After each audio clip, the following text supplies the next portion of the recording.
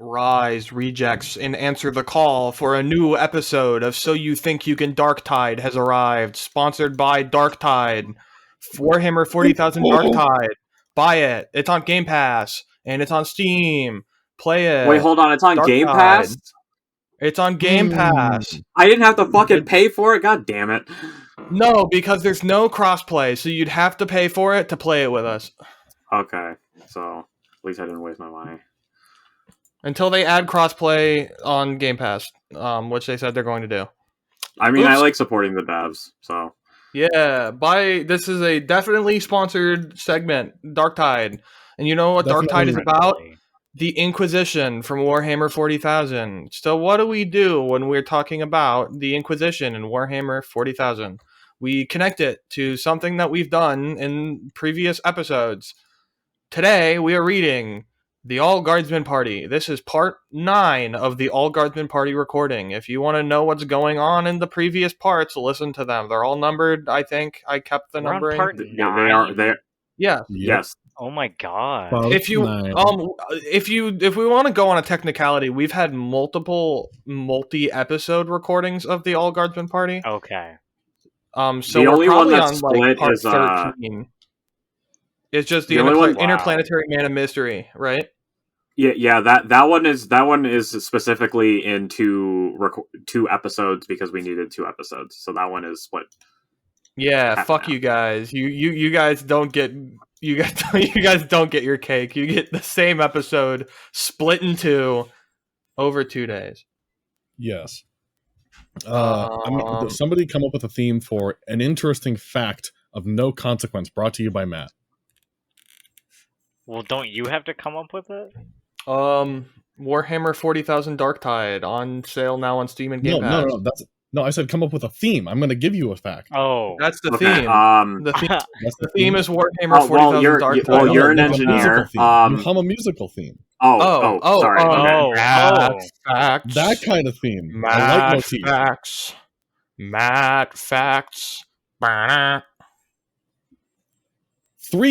of the words we are going to read today are Sarge. Wow. Matt facts. There. What do you guys thoughts on the Matt facts song? I think it's quite good. 10 out of 10 actually. I may never remember it, but well, we have to remember it. We have to. Sergio, I need you to remember the Matt facts song, please. I probably won't. But Jake, I needed to ask you because you didn't respond when I sent you the little snippet from the research paper I was reading. What was your reaction when I sent that to you? Oh, that was a research paper? Yeah, that was a research paper I was having to read for a I didn't know what that was. Writing. I thought you sent me like a weird SCP article, and I was like, "Oh, no. Newborn foreskins." Okay. For context, that's interesting. I'm writing a paper about albinism, specifically looking at a very specific mutation that causes it. The one of many recessive alleles. And I click on this paper, and I go to the materials and methods sections, which if you've never read a research paper, the materials and methods sections is where they go over like how they did the experiments. And it mentions it's usually boring AF. Yeah, I mean, you don't really need to read it, but for this review paper, I had to just at least explain what they did in the experiment. But how they got the melanocytes, which are the cells that produce melanin, for this experiment is that they extracted them from discarded foreskins from newborns. And I was like, what? And I looked at the date, and it was like 2000. Yeah, I guess that makes sense. I don't know if they still do that, but that's not something I was expecting to read in this paper. I'm sure they do. They might. What's a good way to ethically get skin tissue that isn't dead? I mean, I don't have a problem with it. I'm glad it's being used for something. I hate when it I just hear like, yeah, we took a bunch of this stuff out and we just threw it away. And it's like, oh, imagine being the person, like your wife just gave birth. And the doctor comes in and is like, all right, baby's looking healthy. Would you like to donate the foreskin to medicine? We do take the placenta and the cord blood. I thought you're supposed to eat the placenta. No. Well, I mean, yeah, you could do that. New wave medicine. If you're a wild animal, then yeah, you can eat it. Yeah, I mean, we eat it too, but there's not really. I guess The it's nutritious, but it's a little gross. Incredibly valuable, though. It's got super valuable cells in it. I know we were just talking about reading this quickly. Can I talk about something at work? Yeah, go ahead. Is this also related to the penis? Yes, it is related to adolescent penis. Okay. I'm not. Are you allowed to tell us this? You don't want to break HIPAA on camera. Names redacted. Yes. Okay, names redacted. So I work at a hospital. As people, fans of the podcast, long time fans of the podcast now, I work at a hospital, and I have been working at hospitals for like 3 years. Right? We had a little kid come in today who was having penile swelling. Uh-oh. And it turned out what happened was he was experiencing phimosis. Kai, do you know what phimosis is? No. So, here's my... Okay, I need someone... Matt, Jake Fact song right now. That's not the Jake Fact song! That's not the Jake Fact song! That's my own rendition of the Jake Fact song. It's like I got put on like a new TV station. Like my show got bought by CBS. You've been rebranded. Yeah, I got rebranded. So, foreskin fact. Here's also known as why you should snip it. So there's this thing that uncircumcised penises can get called phimosis. His PP was swollen, and then the doctor looked at it, and he was like, "That shit's phimosis." And what happens is when the foreskin gets peeled back, it can get stuck, it can get tightened. It can happen the kid was like less than 10. I think he's like 5, like the 5 to 8 range. Okay. And so he was probably just like peeing or like playing with his wee-wee, and it got stuck, and then it got swollen. And then so the doctor's talking to one of the nurses about it. And then he looked at me, he goes, "You want to see what phimosis looks like?" And before I respond, he just like shows me his phone of just like a baby penis with phimosis. And I was like, okay. All right. Now tell me, how close from lunch were you when he showed you this picture? It was probably like 10 a.m., so about an hour.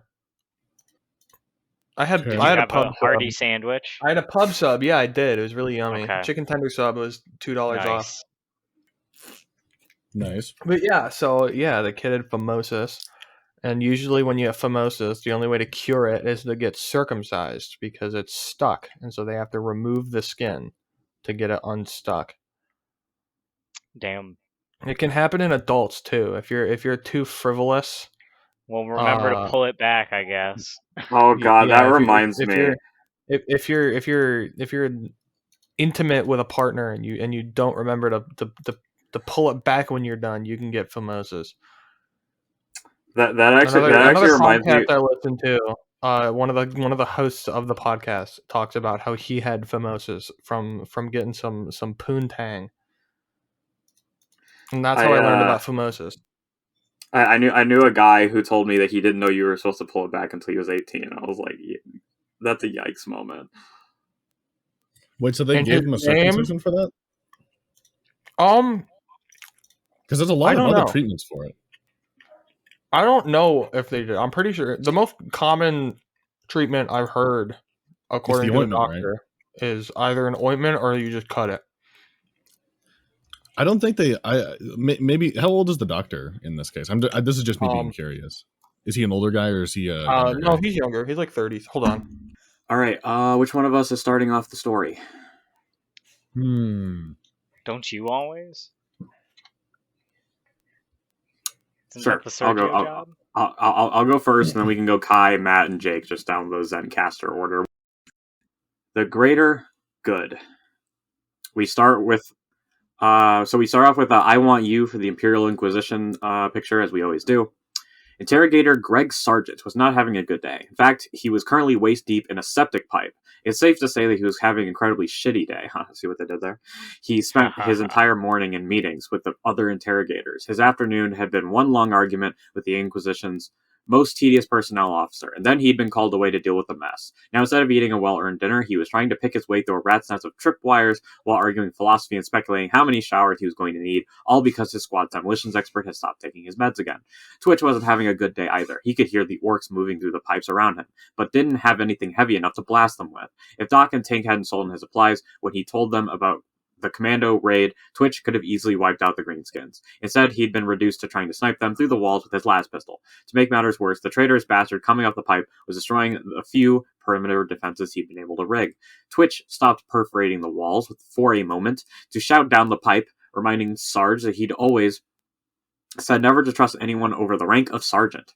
Doc, Tink, Nubby were having a great day. Tink had jacked a screen into the maintenance cameras and everyone was enjoying the show. They took turns critiquing Sarge's arguments about the nature of rank and Twitch's rebuttals. After the second time Sarge had tripped into the muck, Tink asked if this wasn't a bit much, especially coming from Doc. The medic held up his travel orders and pointed to the name of the vessel that'd be taking them to Tau space. With a grim smile, Doc asked Tink if he'd ever heard the story about the time Nubby bought a warp ship. The All-Guardsman Party and the Greater Good. Eventually, Sarge got Twitch out of there. It was a good show while it lasted, though. The whole experience actually seemed to cheer him up. Nothing like a slog through a river of shit and booby traps to get a soldier back to their roots. The weeks before that had been rough on Sarge. He wasn't cut out for meetings or other bureaucratic bullshit. We'd all noticed that he kept disappearing and was getting grumpier than usual, but it was put down to him getting married or contracting some horrible disease. Same thing, am I right? It wasn't until we were all given sets of honest-to-God deployment orders that we found out that the man had let himself get promoted. That was a nasty shock. It was like finding out the regimental chaplain had sworn his soul to chaos. Well, actually no one but Twitch really took it that hard. There was a little moping and a lot of bitching, but eventually we just came to terms with the situation. It's not like we didn't already follow his orders. The only difference now was that he was going to be busy running the whole team instead of focusing on keeping us alive. In a skewed way, he was doing it for us. It was the only way we'd stop getting handed incompetent superiors to babysit. Still, Sarge hid it from us, and the first mission he'd landed us was ridiculous. The score had to be even before things could return to normal, hence Twitch's little adventure. Once Sarge and Twitch were hosed down, everyone pulled together to help Sarge prep for the mission. Which is to say Doc helped, and everyone else stayed out of trouble or annoyed people that were giving Sarge grief. It's amazing what people will agree to get Nubby or Twitch to leave their office. This time, the mission wasn't a random investigation into something Oak's boys had dug up. It was a continuation of our previous one. The boss man was very interested in the group of traitors we'd stumbled over and half-murdered in our escape from the rogue trader. He was of the opinion that they were responsible for most of the desertion problem and thought they'd been transporting the deserters off-planet for some nefarious purpose. It was our job to track them down, figure out what was going on, then kill everyone for good measure. The problem was that the traitors and the trader had all buggered off after Bane blew up their base. Our only real lead was the cloaked figure that had been bossing the traitors around. Oak's analysts had decided it was a Tau, a type of Xenos that was fond of tech heresy and corrupting the minds of honest Imperial citizens.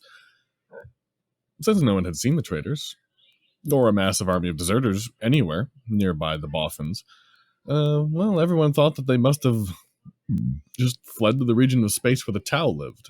So the first step in finding them was going to be traveling halfway across the bloody galaxy to Tau space. Of course, the logistics of getting our squad all the way to Tau space were rather complex. It was too far to hitch a ride on Navy vessels, and if Oak was going to go through the trouble to send us down there, he might as well send a few other teams to do inquisitive stuff. Can you pause again, Sergio? Let's see here. Where was it? I see. So, they'd blown up, they went to Tau space. The first step in finding them was going to be traveling halfway across the bloody galaxy. It was much too far to hitch a ride on Navy vessels, and if Oak was going to go through the trouble to send us down there, he might as well send a few other teams to do inquisitive stuff. So instead of hiring a merchant vessel, the Inquisitor decided to send one of his own ships, which was the real reason we weren't happy about the mission. Our squad was in for a several-month trip on Oak's most recent acquisition, a freshly refurbished merchant ship known as the Occurrence Border. This did not thrill us. Yeah, despite the fact that we'd be traveling on a ship that had more in common with a warp-tainted space hulk than a proper vessel, there were upsides to this arrangement. Between the large number of teams being sent and the support staff that'd be staying on the ship, there were a lot of familiar names on the roster. Most of the survivors from the regiment were spread between the other teams. Several of the cog boys and adepts we'd worked with were coming along, and Sarge got to help pick the ship's medical staff, so a certain hospitality was brought. The downside of this was that Doc began bouncing between being annoyingly cheerful and annoyingly worried. It depended on whether he was focusing on the fact that his girlfriend was coming along or the fact that his girlfriend might be eaten by demons with the rest of us. Doc's annoying tendencies aside, the final preparations went smoothly and everyone began transferring over to the Occurrence Border.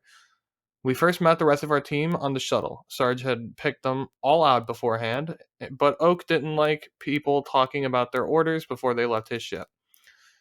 It had been obvious this mission was going to involve a lot more thinking and talking than any of us like to do, so Sergeant Doc had picked mostly nerds to come with us. On the thinky side...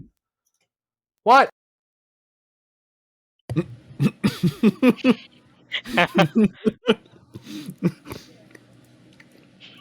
It was Latrell, and now I feel bad. Rest in peace. On the thinky side, we had a Xenos expert and a cogitator boffin. For the talky stuff, we had an aging diplomat and a sneaky bugger who was supposed to be good at impersonating people. The final spot was filled by fumbles because the other interrogators kept telling Sarge he should have a psyker, and he was the least offensive one around.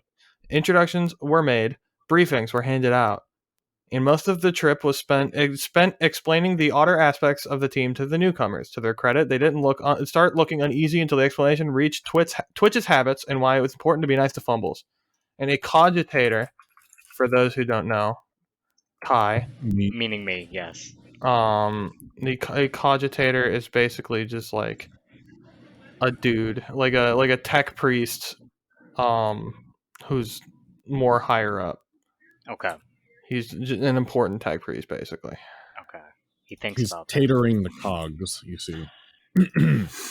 There was a small welcoming party waiting for us when Sarge let us off the shuttle. A harassed senior officer welcomed us aboard, then dumped our party onto a nervous-looking midshipman and some crewmen. The poor middy had apparently had a routine he was supposed to go through for new arrivals. Unfortunately, the first step was to have everyone's gear shipped ahead to their quarters by the cargo servitors. Given our previous experiences with servitors on that ship, that didn't go well for any of us. Twitch was of the opinion that we should kill the servitors immediately, just to be on the safe side.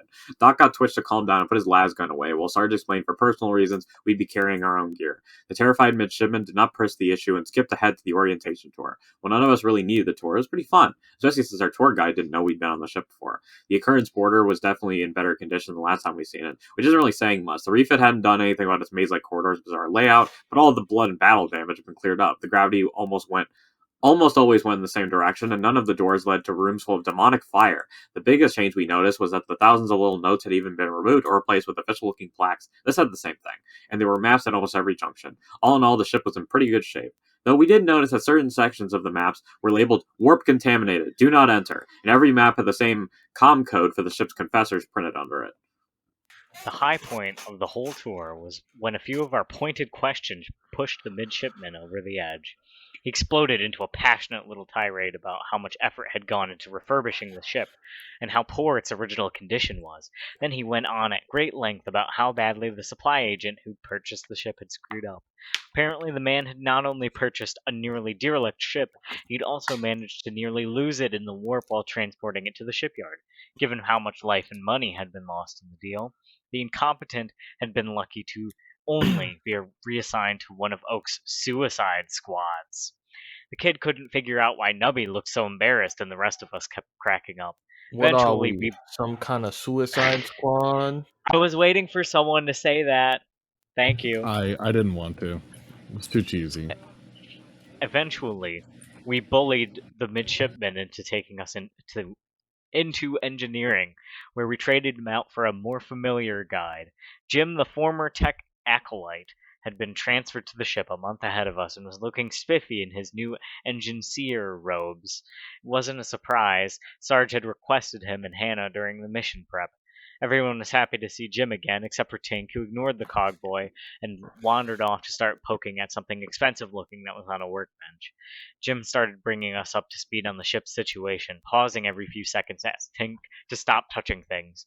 Before long, a brief and ugly argument exploded between them. It ended with Sarge sending our techie to sit in the corner and try not to commit tech heresy.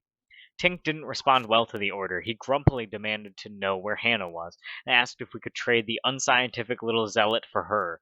Everyone ignored him, and Jim finished supplying us with all the information that the midshipmen hadn't known or been willing to give us. I just love the concept of just being like, go sit in the corner and stop committing heresy.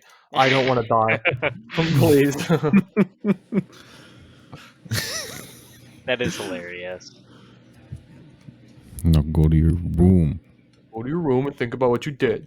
Commit Sounds tech very heresy much again. And... actual. No, what were you saying? Touch your dick, you'll go to Slanesh. Oh my gosh. What were you saying, Kai? It sounds like. I was going to say it sounds very much like the actual Inquisition, but we can get into that some other time. Yes, that's a whole other conversation. Yes. It's almost like it's on purpose or something. Great! Yes. Wow! The half of our team that hadn't heard the story of our previous trip on the occurrence border had a little trouble following the discussion. They mostly just stood around and looked alternately confused and worried. Twitch and Nubby's explanations didn't help. The main hydroponics bays were now midship, and the tribals were their official caretakers. The Psyker kids weren't with them anymore. They'd been claimed by Oak and were being raised into proper little teen killers. Also, the bays were 99% crutoid-free. Old Bill had been given a juvenat treatment and was head of engineering. His surviving men had been given the treatment too and were bossing around a bunch of rather grumpy cog boys. Bill would have been there to greet us, but Shuttle Bay 13C was stuck upside down, and he was the only one who knew where its gravity controls were. No more servitors had gone crazy since our adventure, but the crater the Cog 10 had left at the bottom of the elevator the bridge still glowed with demonic light and screamed in binary at anyone who came near it. Just imagining throughout the whole show, there's just muffled Cogton screaming. They fall asleep to it at night. There's like, I don't know what's going on, and you just see like the cog head just being like, oh yeah, for like 6 hours at a time, and then like he calms down, and then someone touches something, and it's just back to his usual shit. And it's just that for like 8 hours a day. No, let's see. Here we go. All attempts to patch the demonic light had failed, and since it melted back to its original shape after a few hours, they just walled off the area and they built a shrine to the Emperor around it. It was probably 100% completely safe. All 6 refurbished Geller field generators had been removed. They'd been replaced with a single brand new big one and another big backup. Also, no, our official quarters were not near them, and yes, he and Hannah had cleared out a storage room across the hall from the main entrance. No one would complain if we set up camp there. Finally, Jim supplied us with a far more accurate map of the ship than what we had originally been given. It had handy things like labels on it, and where the emergency food and weapon caches were, as well as the location of where everyone was supposed to be, especially the medical teams. Doc took ownership of the map, and we bid Jim a fond farewell and headed for our conveniently empty storeroom. While we guardified our quarters, a runner came for Sarge and directed him towards a pre-mission meeting. Since the rest of us had much more important things to do than to slowly die of boredom, he wound up taking 3 nerds and the infiltrator along. They hadn't been much help building barricades anyway. The meeting consisted of half a dozen other full interrogators and their minions, some of the ship's senior officers, a mechanic as Magos, and the captain.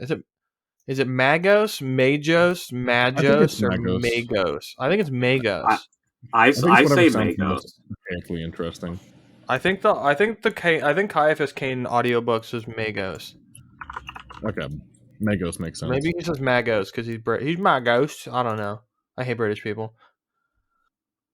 Magos is what I'm going with.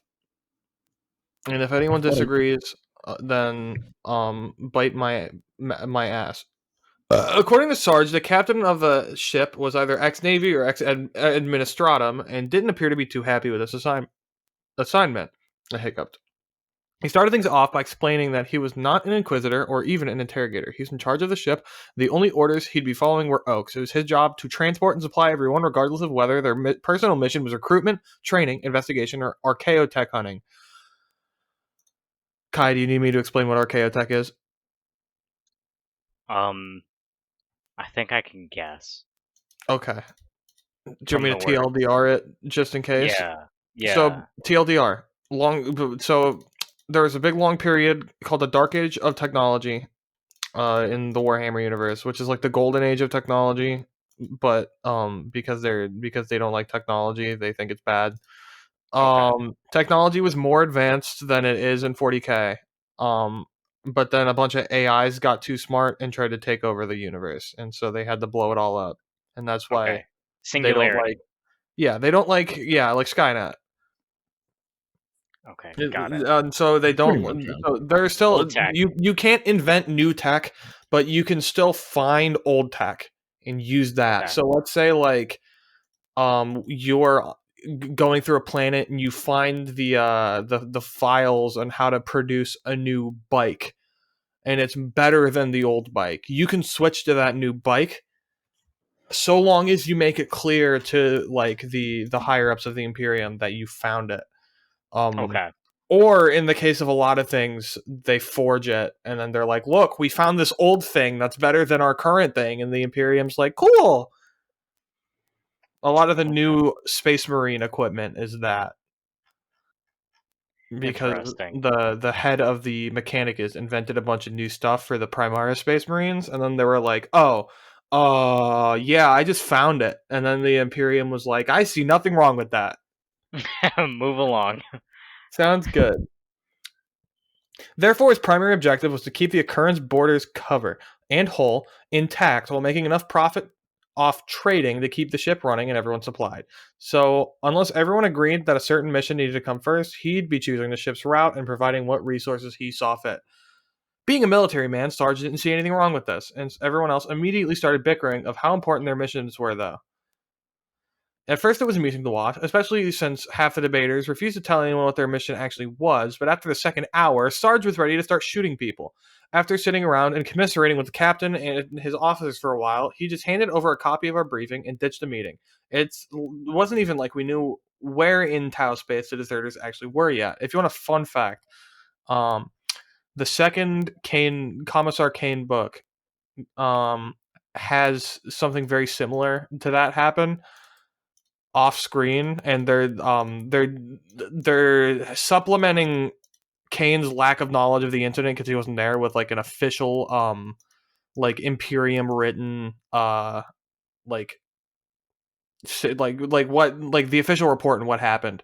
And basically like Kane's right hand man, like the lieutenant, just pulled out his bolt pistol and just started shooting up into the air until everyone stopped, because like the Mechanicus and the guard and the local like miners were all arguing about what they should do, if they should like evacuate or if they should fight the orcs that were invading or whatever else issues there could be, because they found like a Necron tomb world, and they just kept arguing for like 2 hours. And so the lieutenant I think he's a colonel. He just pulls out his bolt pistol and just fires like 6 rounds into the ceiling, and he goes, "Next person to continue to talk takes a bolt round to the head. Any questions?" That's awesome. That's pretty based. Yeah, it's funny. All right, continue on, Sergio. It's read from that 70 show. Yes. The interrogators must have eventually reached a compromise, because a few after Sarge returned to the Vox system and told everyone to prepare for warp, and the Geller fuel generator kicked on, nearly frying Twitch as he inspected it for bombs.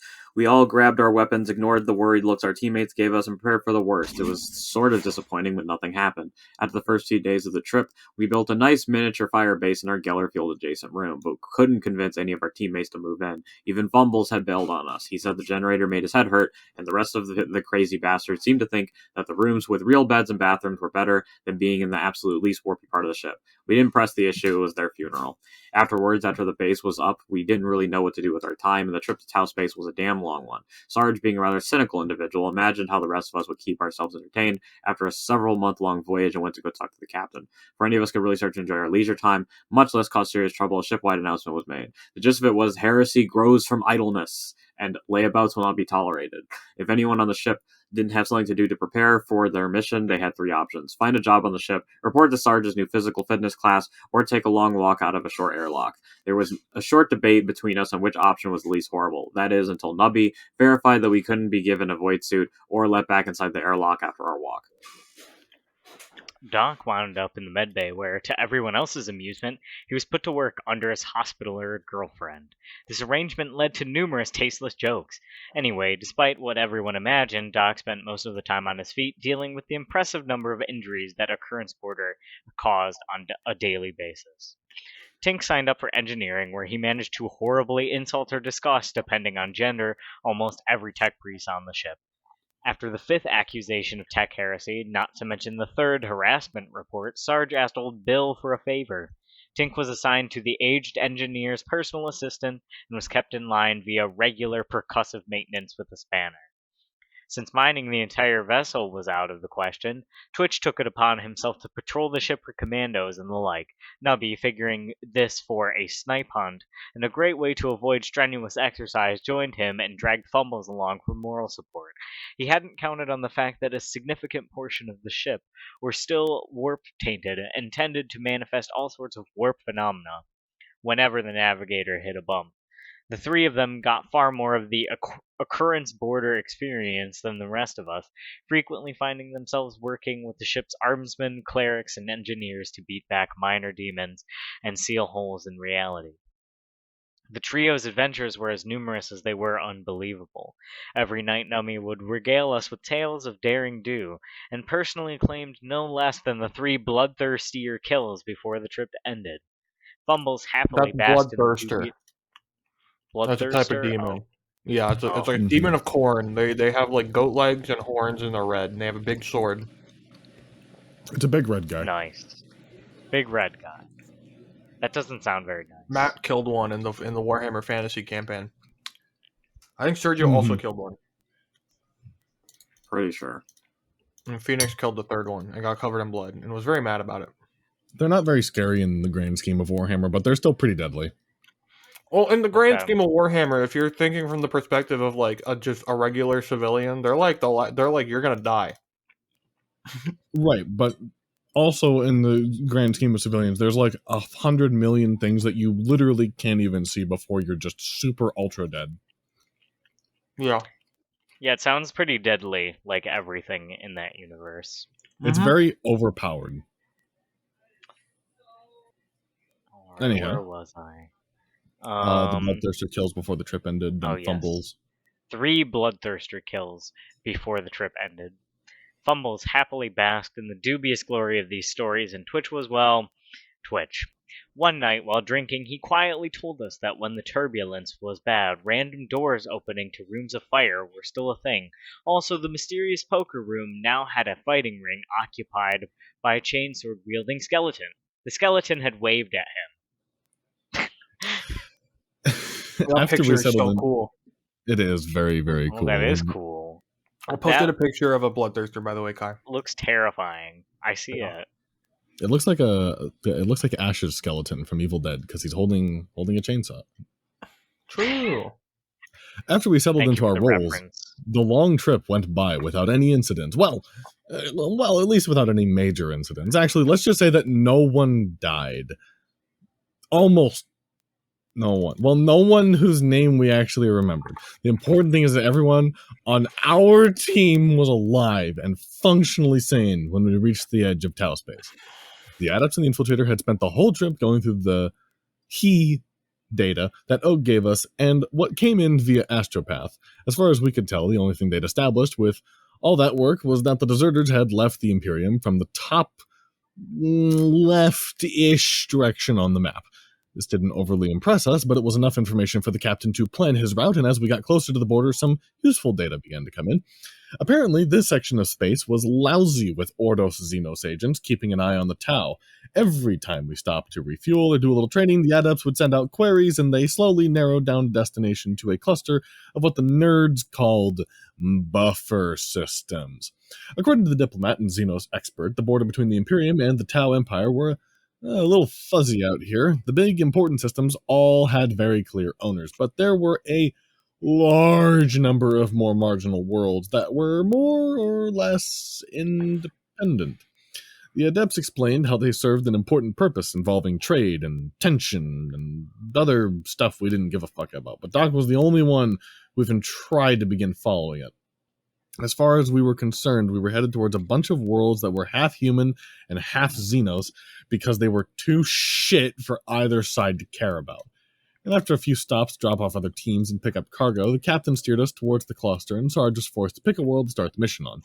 In the end, he ignored all of the data and all of the estimates provided by the adepts and just chose the only one that had a permanent agent on it.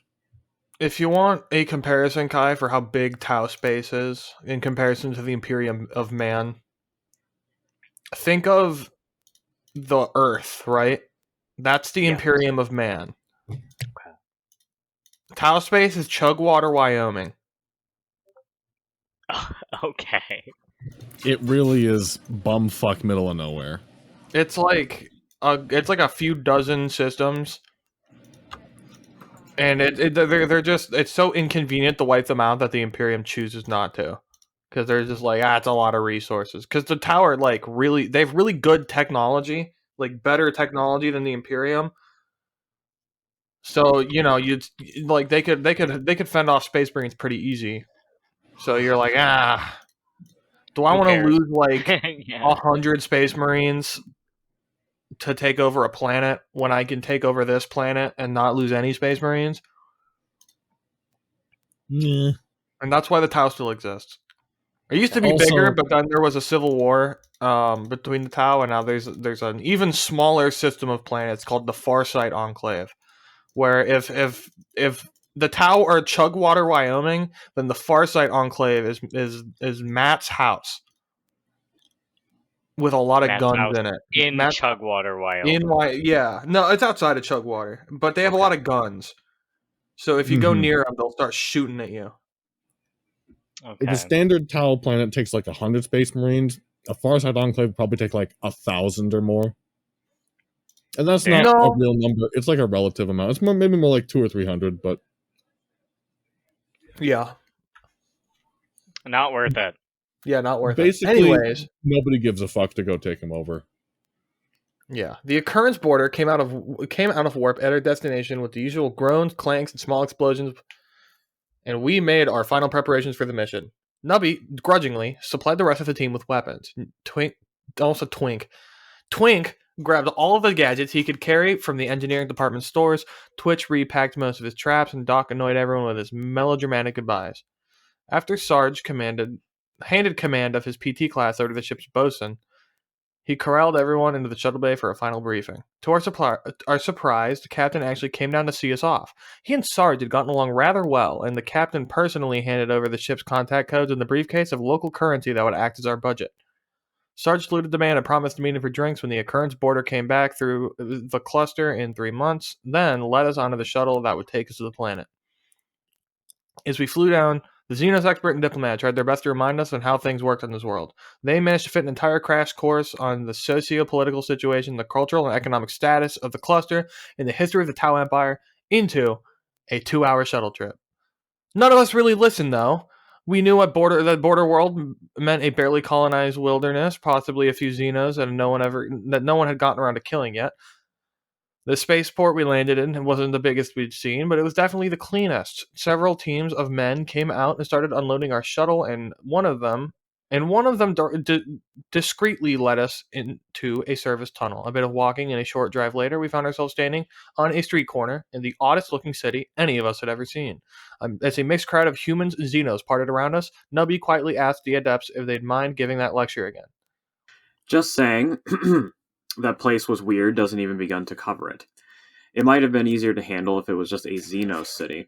But the way humans and familiar pieces of Imperial architecture was mixed in was just uncanny. The crowds of people heading to work looked normal at first, then you realize half of them were frickin' blue. You'd see a shrine to the Emperor with all the nice normal arches and skulls on top of everything. Then right next to it would be a giant mushroom-looking building that no one seemed to notice. On top of all that, the humans looked subtly wrong. It wasn't their clothes or hairstyles. So they walked and talked. While we stared and tried to figure out what was going on, Fumbles put his finger on it. Everyone around us was happy.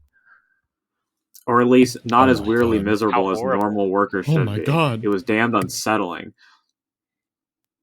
Twitch and Tank both went into a sort of overload caused by the sheer number of Xenos surrounding us and the amazing array of tech being used in the city, respectively. Both had to be restrained while Sarge and the Adepts negotiated a vehicle rental.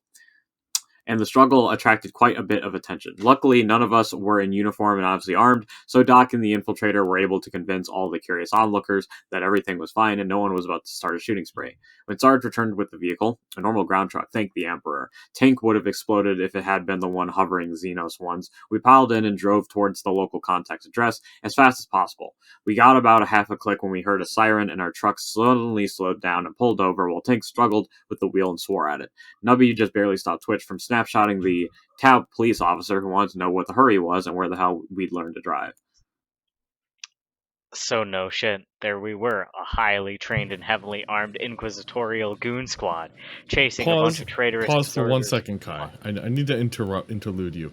How many times in a row now is this where we've accidentally given Kai the Sono? Yeah, Sono it used to never be... Kai only said it for the first time, like, recently. And now he says it every time. I love it. Unbelievable. I was literally just thinking of that, and I didn't want to say anything because I just wanted to revel in something. Right, I'm sorry to interrupt. You're fucking hexing us. You've got the good luck demon. Yeah. Right, go ahead. Anyway, chasing a bunch of traitorous deserters on an alien world. I don't know why I was about to read that as Alien Island. That's weird. And we'd just been pulled over for speeding. Not our best moment. Mortified doesn't even begin to cover it. Almost everyone just sort of sat there and stared ahead, thinking about how our cover was going to be blown, and how the entire local government would come down on us, all because of a damned speeding ticket. The only sounds were Tank's muttered curses as he tried to figure out what had forced the truck to stop, Doc's prayers, and our social infiltrator fast-talking the officer. Thank the Emperor for that sneaky bastard and his bullshitting skills. Through impressive series of lies, excuses, distractions, and a little bribery, he managed to hide the fact that we didn't have any sort of identification, and even managed to talk some directions out of the cop, too. Despite how well things were going, though, it was a sobering and educational experience, which really drove in how far we were from home. On an Imperial world, the local police tended to ignore everything less than an outright murder by a man in a guard uniform. Hell, no one even blinked at one of us carrying a lasgun around. It seemed they were a lot less accommodating around here. As the officer walked away, Sarge began to worry. Given that we'd nearly gotten into a life-and-death struggle with the authorities while leaving the shuttle port, his first mission as interrogator seemed doomed to failure before the end of the month. His mood had not improved when Tink ripped out the pesky little thingy that had forced us to pull over, causing the police officer to turn around and walk back, while the infiltrator hastily tried to explain why we'd ripped out our vehicle's government-mandated identification and emergency control device. Sarge decided we'd be lucky to make it to the end of next week. Eventually, we managed to sort things out and reached the address we'd been given for our local contact. It turned out to be a large, official-looking building in Imperial style, but built out of the weird fucking tan stuff that fucking Tau like to use. In a fit of sanity, we all decided that trooping in the front door of a government building and knocking on the secret inquisitorial agent's door would be bad and stupid. So our Xenos and Cogitator experts were sent to figure out how to use one of the public comm terminals to call him. Tink complained that he wasn't sent in too, but didn't get any sympathy from anybody. A few minutes later, the adepts came back and directed us around to an unmarked passage, which took us deep into the building. The passage ended at an impressive security door, which opened into a surprisingly posh office and sealed seamlessly into the wall behind us. A large, slightly overweight man sat at a desk with a nameplate which declared him to be General Weeboo, head of interplanetary security. There was a brief moment of panic as all of us took in the title and realized we had just walked nearly unarmed to the planet's intelligence headquarters. Then the man stood up and extended his hand to Sarge. In a booming voice, he introduced himself as Lars Weeboo, Inquisitor of the Ordo Xenos, retired. Several questions flashed across our minds as we processed that we'd just seen and heard, such as if Inquisitors could really retire and how he'd wound up out here. Unfortunately, the person to open their mouth was Nubby, who loudly asked why the Inquisitor was wearing a dress. A sort of congealed silence followed that remark, and then Tink pointed out that it was more of a robe, and lots of men wore robes. Nubby riposted by pointing out that it's got flowers on.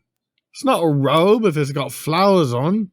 And Tink conceded the point, but suggested they shouldn't judge him for his choice of clothing. The Xenos had probably done something to his brain. Nubby was the lucky one. He only got slapped upside the head by Doc. Tink got hit by Sarge. That was probably the third most embarrassing experience in Sarge's life, coming in above the speeding ticket, but below the apology he had to make for our trainees back when we were instructors for Oak. Face glowing, Sarge stepped over Tink's groaning body and did his best to explain that, while all of his team members were excellent soldiers, some had suffered mental damage in their battles. The ex-Inquisitor stood there and looked stuffed for a few more seconds, then muttered something about falling standards. He turned to face Nubby, who paled and tried to smile, then spent an inordinately a long time explaining the cultural significance of Tau formal robes. Now, when I say inordinately long, I really mean it. The man just kept talking and talking. It wasn't until Sarge pointed out that we didn't want to take up his entire day that he wound down enough for us to get in our questions. Why am I reading it like that? Of course, those questions immediately set him off again. We had to endure this whole rambling lecture about how after a century of fighting them, he'd discovered how unique and vibrant Tau culture and society were.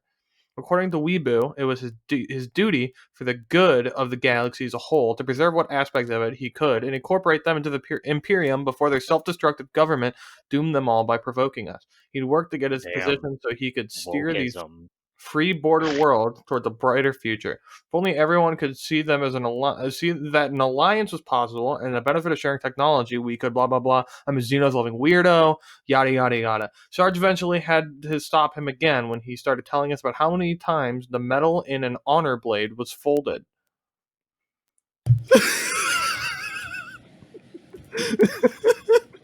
Yes, honey. This is a character Garrett would write. That's a bad thing. Yeah, probably. All right, continue, Sergio. Sorry. To say we were dubious about the ex-Inquisitor's sanity and loyalty is one hell of an understatement, especially since he never said how he became an ex-Inquisitor, but he was really only the lead we had out here. When he could get a word in edgewise, Sarge explained that we were here to hunt down a large number of guard deserters, their rogue trader transport, and the cloaked Xenos who led them, and then had the adepts fill in all of the details they'd gathered. Weeboo took all of this and directed us to sit and wait while he played with a xenocogitator thingy that popped out of his desk and made Tink and the Boffin drool. As Weeboo typed, he gave it a quick rundown of the overall situation of the cluster. Almost every planet or large station was independently governed and worked with the rest of the cluster in a sort of defensive alliance. Some individual planets worked closely with the Tau government. Others were more pro-imperial, but as a whole, the cluster wanted to stay a neutral buffer state. They had a good thing going. Everyone was making money off all the unofficial trade that went between the empires, and no one's planet was being used as the arena for the latest Tau versus Imperium pissing match. Lately, though, things were looking a little dicey. Someone with serious firepower was raiding stations and even a few planets in the cluster, completely destroying them and leaving no witnesses. Everyone was arming up and getting ready for a fight, but no one knew what the threat actually was and if their forces could take it. Some of the more pro-imperial, pro-Tau planets were loudly saying that it'd be better to lose their independence and be horribly murdered, while the rest wanted to see if they could handle it themselves. So basically, things weren't completely screwed up here, but a major incident could set off a serious shitstorm, or as Weeba put it, disturb the tranquility of my garden of tolerance. Weirdo. The whole point of the ex-Inquisitor's lecture was that it was not good time. It was that it was not good time for a bunch of desperate, well-armed, military-trained men to be wandering around the cluster looking for a little fun. And they definitely were wandering around the cluster. According to the reports he was looking at right then, every planet was seeing an influx. Unfortunately, there weren't enough to account for the numbers we gave him, so it's probably just spillover from where the majority were heading. Therefore, he would, both as a favor to us and for the good of his garden, put agents on tracking down those missing men.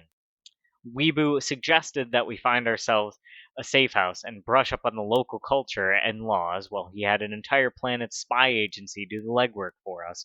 Once his boys found the deserters, he'd pass on the info and we could handle the messy parts while his agency kept its hands clean. This suited us nicely, but Sarge felt he should at least make a token of effort and asked if there were any parts of the investigation we could help with. After a little thought, the ex-Inquisitor reiterated his suggestion and added the local technology to the list. He cited a report that had just come in saying that several suspicious men had been pulled over for reckless driving, attempted to bribe the police officer, ripped out their vehicle's transponder, and attempted to bribe the officer again. These men were apparently so clueless that they hadn't even shielded their highly illegal weapons from scanning or noticed the drones the officer had sent to tail their vehicle while he reported the incident. If it weren't for a highly placed official vouching for these men, they'd probably have been arrested by the SWAT team waiting and watching their truck right this second. Sarge quietly agreed to Weebu's suggestion, then led us out the passage, cursing Xenos, Tink, the Inquisition, deserters, Tink, smartasses, and Tink, every step of the way. The first order of business after we verified that a SWAT team wasn't about to kill us was to get a place to stay. Sarge dumped the problem on the adepts, then grumpily ordered everyone else to sit in the truck and not touch anything! The three nerds did a lot of cogitator and comm work, then gave us a list of options and their prices. Doc wisely asked whether there were security deposits on these places and how likely random civilians were to walk into the perimeter. With those thoughts in mind, Sarge vetoed every hab on the list, leaving us with a disused warehouse that, from the smell of it, had last been used to store live groks. That's the glamorous lifestyle of an inquisitorial agent for you. The next week, or whatever the frickin' hell you call 7 34-hour days, was spent doing exactly what the ex-Inquisitor had told us to do. The cogitator Boffin patched himself into the planet's network and pulled down a ludicrous amount of information. It was then crammed into our poor, overloaded brains by the other two adepts while Sarge walked back and forth behind us all, hitting anyone who was not paying enough attention. It was a fairly horrible experience, but it definitely worked. By the end, we knew how the planetary governments worked, the basic functions of local tech, and far too much about Tau formal robes. We all blamed Nubby for that last one. When word hadn't come from Weebu by the end of the week, Sarge told us to keep ourselves busy by applying the knowledge that had been crammed into us. He and Doc brushed up on the local lingo with the infiltrator, and the adepts did some cogitator work, just in case Weebu wasn't actually going to get us the info we needed. Tink and Twitch worked on ways to evade the pesky weapon scanners and drones the locals used for security, and Nubby took fumbles to the park. The Psyker had been having trouble with the alien minds around him. He could look into them, but couldn't really understand what he saw. In Nubby's suggestion, he got some practical experience by sitting in the local park and invasively probing around random Xenos as they passed by. In retrospect, this might have been highly unethical and dangerous, but no demons respawned during the practice, and only 2 Xenos suffered serious psychological damage. So we called it a success. Also, Nubby came back with a fair bit of cash after these trips. We didn't ask how. The start of our 3rd week on the planet marked the end of Sarge's patience, and a call was put into the ex-Inquisitor. None of us heard what the two men said to each other, but after a quite long discussion, Sarge came back and told us that we'd receive information soon, and there was a way that we could speed the process up. Weebu had 2 sources of information that he hadn't tapped yet for one reason or another. If we checked them out, it could save him some time and effort. One lead was a moderately large bounty hunting organization operating out of a nearby city. The other was a merchant shipping conglomerate. I don't know why I struggled to say conglomerate so much.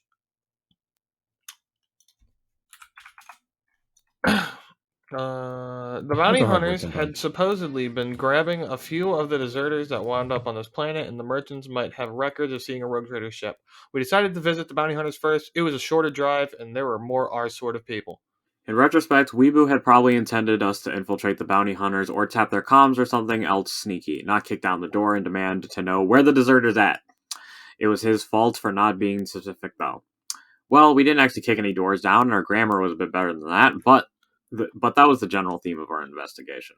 Why bother printing around to find out what they knew without them noticing? They were bounty hunters. They were one step above criminals, and the only things they respected were money and violence. Might as well talk to them in their own language.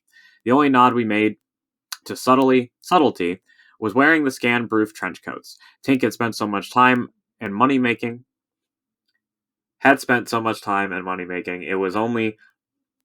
It was very small nod to more of a shrug, actually, because the coats were mostly a way to conceal the fact that we were all armed to the teeth as opposed to hiding us. We figured the planet's weapons laws were all well and good for public safety, but they really shouldn't apply to us. We've got a list of the hunters' main hangouts and watering holes, put the adepts in charge of watching the comm network for incoming trouble, then went out to be inquisitive. The plan was simple. The infiltrator would go in first with Fumbles and Twitch to scope out the place. The second they pinpointed the boss or called for backup, Sarge, Doc, and Nubby would come in, explain to everyone that the difference between a nice bar and a corpse-filled ruin was whether we left the information we wanted. Tink would stay in the truck and be ready to drive us away if things got too hot. Everyone whose opinion mattered thought this was an excellent plan. We all congratulated Sarge on being the most tactically skilled interrogator of any of us they had met. First stop on our little information hunt was a rather shabby Tau building, which was obviously the Xenos equivalent of a shitty bar. Our advance party walked in and immediately picked out a big mother in Xeno armor, and the slithead he was arguing with as the guys in charge. That sounds bad. Is that bad? Slithead? No, because they have they have a slit in their head. I'm pretty sure it's a fictional slur, which means it's cool to say. It sounds like a fictional slur. It's like they have a pussy in their forehead. Damn. And Sarge they're blue. They're blue. Okay. Just Blue Man Group. Yeah. Sarge got his game face on, stalked through the bar to the big guy, and demanded to know where the deserters were going. The big guy looked Sarge up and down, sneered, and told him to get lost, completely missing the fact that Nubby had circled behind him. Nubby's kick caught the bounty hunter in the groin and bent him double. Sarge's uppercut straightened him back out, and Doc's grab caught the Tau before he could leg it. The entire bar went quiet as the burly non-com turned to glower at the struggling Xenos and repeated his question. The Tau shot a glance at the unconscious man at the bar, obviously decided the odds weren't in his favor, and babbled something that none of us could quite understand. Sarge had to stand there. I looked way ahead on that line. Sarge had to stand there and glower for a bit longer while the Xeno adept listening in translated for him, causing the alien to start shaking and babble a few more things, which in turn made the glowering last even longer. Eventually, the adept just told that the Xenos knew nothing about deserters and suggested we let him go before he had the Tau equivalent of a heart attack. Sarge picked Tau up by the Tau up by the front of his armor, hefted him into the air with one hand, and tossed him over the bar. Doc quietly told the groaning Xenos to stay down, while Sarge announced that he'd be going through the entire bar until someone gave him an answer. Everyone thought this over. Then a weaselly-looking man bolted for the exit, while a few others drew shock balls. Twitch pegged the runner with the chair, and the rising bounty hunters... Twitch peg. No, you needed to let me just say that one. Peg. No laughing. It's like pegging, haha. The rising bounty hunters found themselves looking down the barrels of half a dozen las pistols. Nubby grinned evilly and asked everyone to line up single file and have their answers ready. 10 minutes later, we left the bar, secure in the knowledge that bounty hunters could listen to reason, and that no one there had known a single fucking useful thing. Well, no one, maybe the runner or the big guy, had known something, but they hadn't woken up by the time we finished, and we did not feel like waiting. We still had a lot of other bounty hunters left to inquisit. The second bar went a lot like the first, except this time Sarge just led with a sucker punch and the meanest looking guy there instead of bothering to ask anything. Once again, there were a few slow learners, but a little violence got the point across before we had to kill anyone. Hell, we actually patched up the idiot who tried to stab Sarge in the back after we got the knife out of his hand and the table Sarge had nailed it to. All in all, it was a very smooth operation, and we even scored a couple names.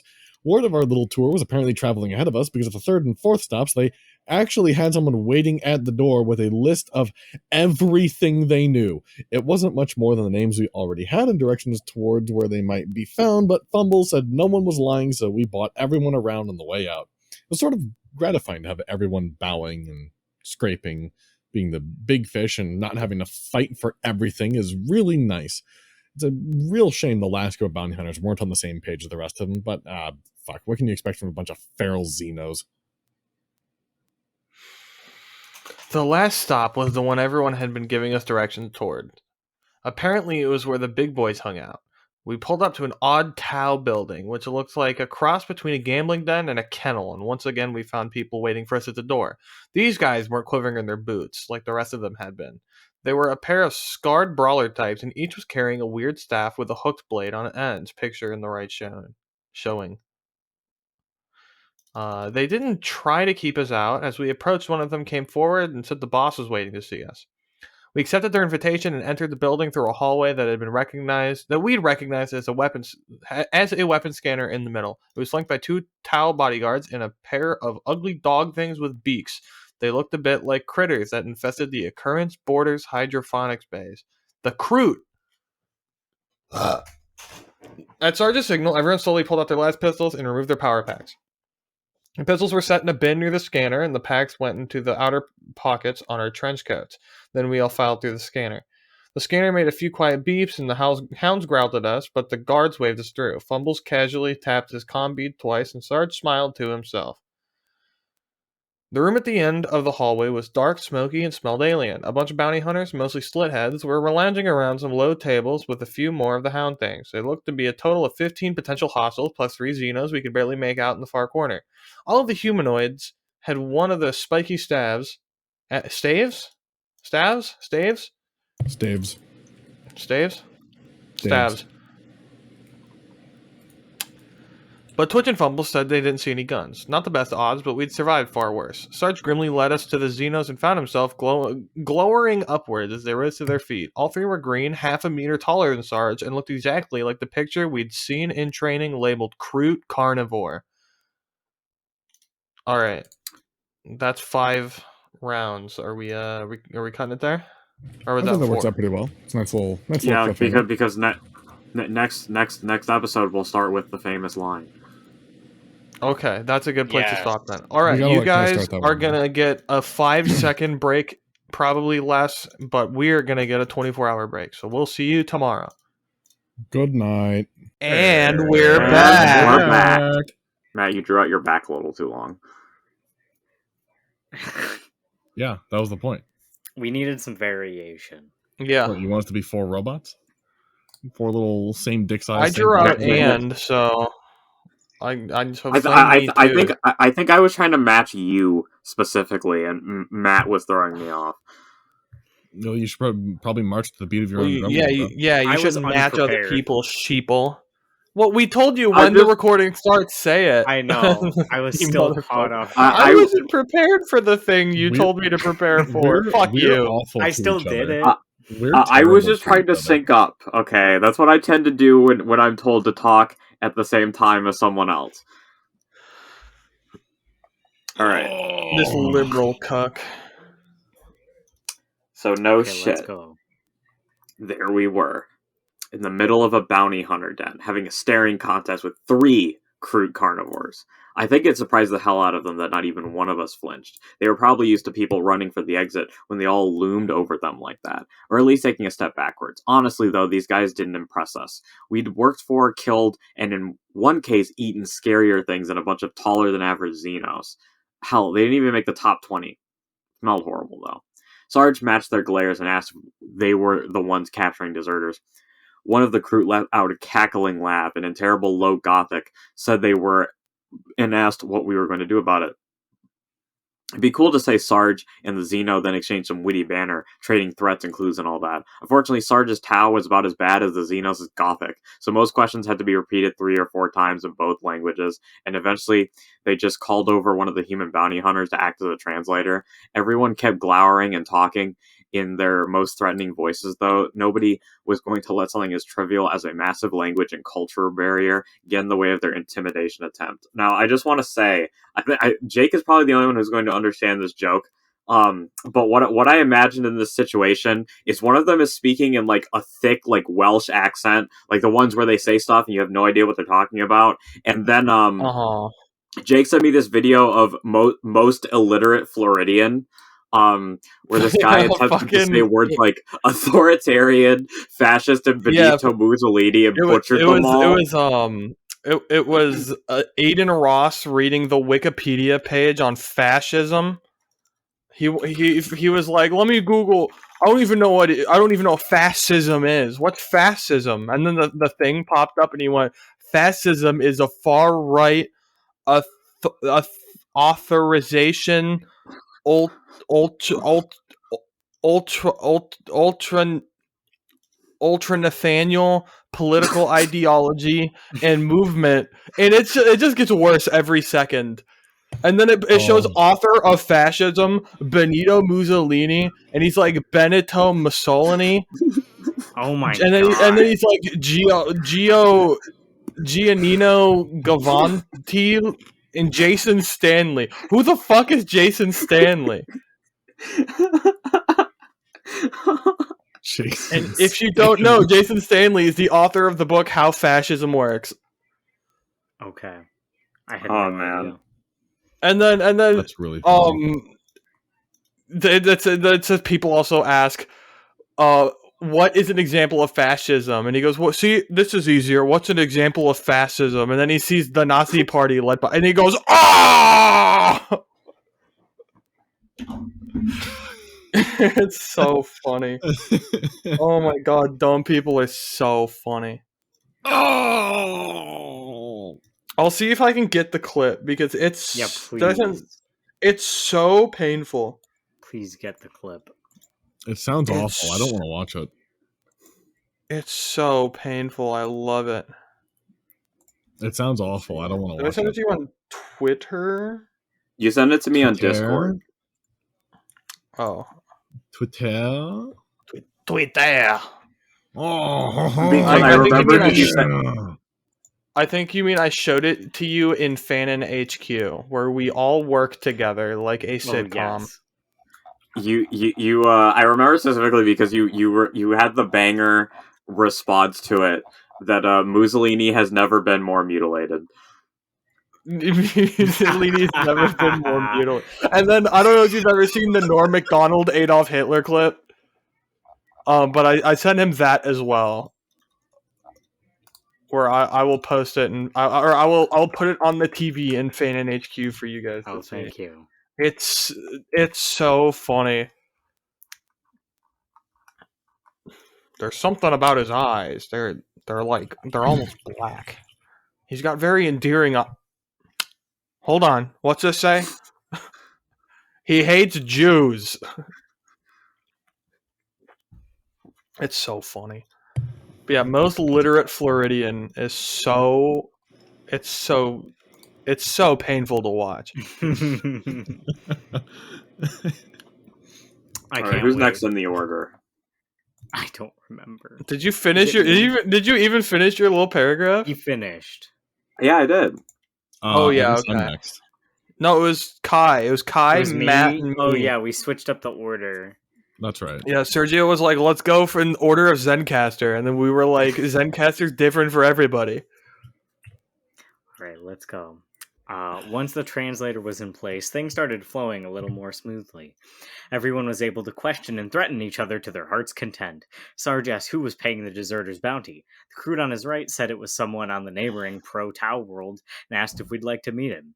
Sarge asked why the bounty hunters would do that for us, prompting some more cackling laughter from Kroot and an assurance that their buyer was always in the market for more guardsmen. They'd even split the bounty with us if we came quietly. While Sarge processed the threat, Doc cut in, denying that we were guardsmen and explaining that we were fellow bounty hunters. After another bout of laughter, their biggest Xenos walked over to him and inhaled deeply. If we weren't guardsmen, he asked. Oh, yeah. I did read that right. If we weren't guardsmen. What was with that overly dramatic inhale you did? It said it walked over to him and inhaled deeply. So okay, well, I didn't know you were going to include the deep inhalation. I had to. It was very greedy for air, and I like that. I like greed of air. Okay. Gotta steal the air from the fucking Floridians. Hey, I'm right here. I would go leave at any time. I would go at as far least 10 years before you're a native Floridian. I would go as far to say that I am the most literate Floridian. You really are. Because I read books. Yes. You've read a book in your life. I've read a book. If we weren't guardsmen, he asked, why did we smell like lasguns, explosive MREs, and paranoia? Doc fumbled for an answer, and the Kroot went on to suggest that maybe he was mistaken about what those smells meant. Maybe they meant we were a dance troupe, or a bunch of ecclesiarchs, or the Inquisition. In retrospect, it was a joke, about on par with asking, who do you think you are, the bloody Inquisition? But with the language barrier and everything else, we didn't really get it. Everyone kept their poker faces, though, except for Doc, that is. Between the sinister laugh the Kroot have and 2.5-meter carnivorous alien towering over him, the medic interrupted this as an accusation and panic. No, interpreted this as an accusation and panic. See, I'm not literate either, and I'm not even from Florida. This wasn't some raw recruit's panic, though. He didn't scream, "Oh, Emperor, they're going to kill us," and run for the exit. Doc calmly, while holding eye contact with the Kroot, put his hands through the bottomless side pockets in his trench coat, gripped the hotshot lasgun slung across his chest, and blew the Xenos in half. Based. Oh. I hope that our Warhammer episodes get a lot of views soon. Now that Darktide is out. If you like Warhammer and you haven't played Darktide, play Darktide. Because it's like if the All Guardsman party was serious and not always a joke. Which is how most Warhammer media is, by the way. Most Warhammer media is not really funny. Fan Warhammer media is really funny, though. Because it's so not funny when you're reading it. Yes. No, there's some really funny dialogue in Darktide. You have to give it to it. That's true. There is some funny dialogue in there. Also, am I next or are you next, Jacob? I misread it. You are next. You. Soldier Boy, tell him. All right. Doc's outburst caught everyone but Twitch by just as much surprise as the bounty hunters. Luckily, they hadn't been expecting a fight or even thought we were armed. 3 cheers for the primitive Xenos' notion of gun control. It made everything so much safer for those of us who ignored it. Our little interview came to an end, and the room practically exploded around us. Doc walked his fire over the second Kroot, while Twitch, who had been literally expecting this from the second he entered the room, perforated the third. That wasn't quite enough to put them down, but they only managed a slaggering pair of swipes that Sergeant W both dodged before the second volley finished them off. As the rest of the bounty hunters rose to their feet and seized their weapons, all of us ruined the scan-proof coats Tink had made for us by hip-firing right through them. The only reason it wasn't a complete slaughter was that a few of the smarter ones ran instead of trying to rush us. We gunned down the bird dog things first, then shifted towards the stupider bounty hunters as they closed in. Between 4 heavy lasguns, a pair of pistols, and fumbles body puppeting one of the few humans, none of them managed to lay a hand on us. Doc did catch a thrown beer bottle to the face, though, but it missed his eyes, and Nubby assured him his girlfriend wouldn't mind a few small facial scars. And while we all brought guns to a knife fight, Tink got the truck's engine running, and the cogitator adept calmed us. He warned us that the police had dispatched a pair of cars to check out the noise and recommended getting the fucking hell out of there. We were almost to the truck when the police skimmer landed across the road from it, and two officers, a Tau and a human, stepped out of it and launched a pair of drones into the air. Tank evaluated his chances about running their flying car with his rental ground truck, and then poked his las gun out through the driver window and aimed it at the rear of their car. One thing that I will give credit to for this story and Darktide, both, is that the Psyker experience is synonymous with Darktide and also the All Guardsman party, where Psykers just blow up sometimes. They do, and it's really funny. They do, and it's really funny, yes. Now, at this point, we'd all been a few lectures on Tau technology and understood the general concept of drones, but everyone was still a bit fuzzy on the specifics. For instance, Tank couldn't immediately spot the difference between a camera drone sent to check out a crime scene and a sniper drone sent to provide overwatch for two isolated officers. About a second after the overcharged plasma bolt left his gun, the difference was made clear to him as his world turned into a haze of blue light and burning heat. The sniper drone must have been set to automatically try to disarm or suppress hostiles, and wasn't smart enough to aim for the gunner instead of their weapon. Instead of blowing Tank's head off, it had put a burst right through his plasma gun as he charged it for a second shot. Now, plasma guns are sturdy things. They're designed to keep working for centuries after all, so instead of exploding in a giant fireball and killing Tank, it just started venting superheated gas through two new cooling ports it had acquired. From Tank's point of view, this was hardly an improvement. The angle of the shot meant that one plasma geyser was spraying directly upwards into his face, and the other one was aimed at his lap. Cock plasma burns. To make matters worse, he was sitting in an enclosed space with those two geysers and couldn't employ the usual I can't fucking read. I am Floridian plasma gunner tactic of just dropping the thing. Not if he ever wanted to have kids, anyways. He's getting the big boss Metal Gear Solid 3 testicular experience, Matt. Only instead of nuclear radiation to the balls, it's fucking plasma. So in a panic to get away from the burning pain, the techie did the only thing he could think of. He threw the plasma gun as hard as he could out the window. On the other side of the street, the two police officers were trying to get back on their feet after their car exploded behind them. Their ringing ears heard a shot, a scream, a growing, roaring noise, a second shot, and a thunk. Then the plasma gun, venting in four directions now, landed between them.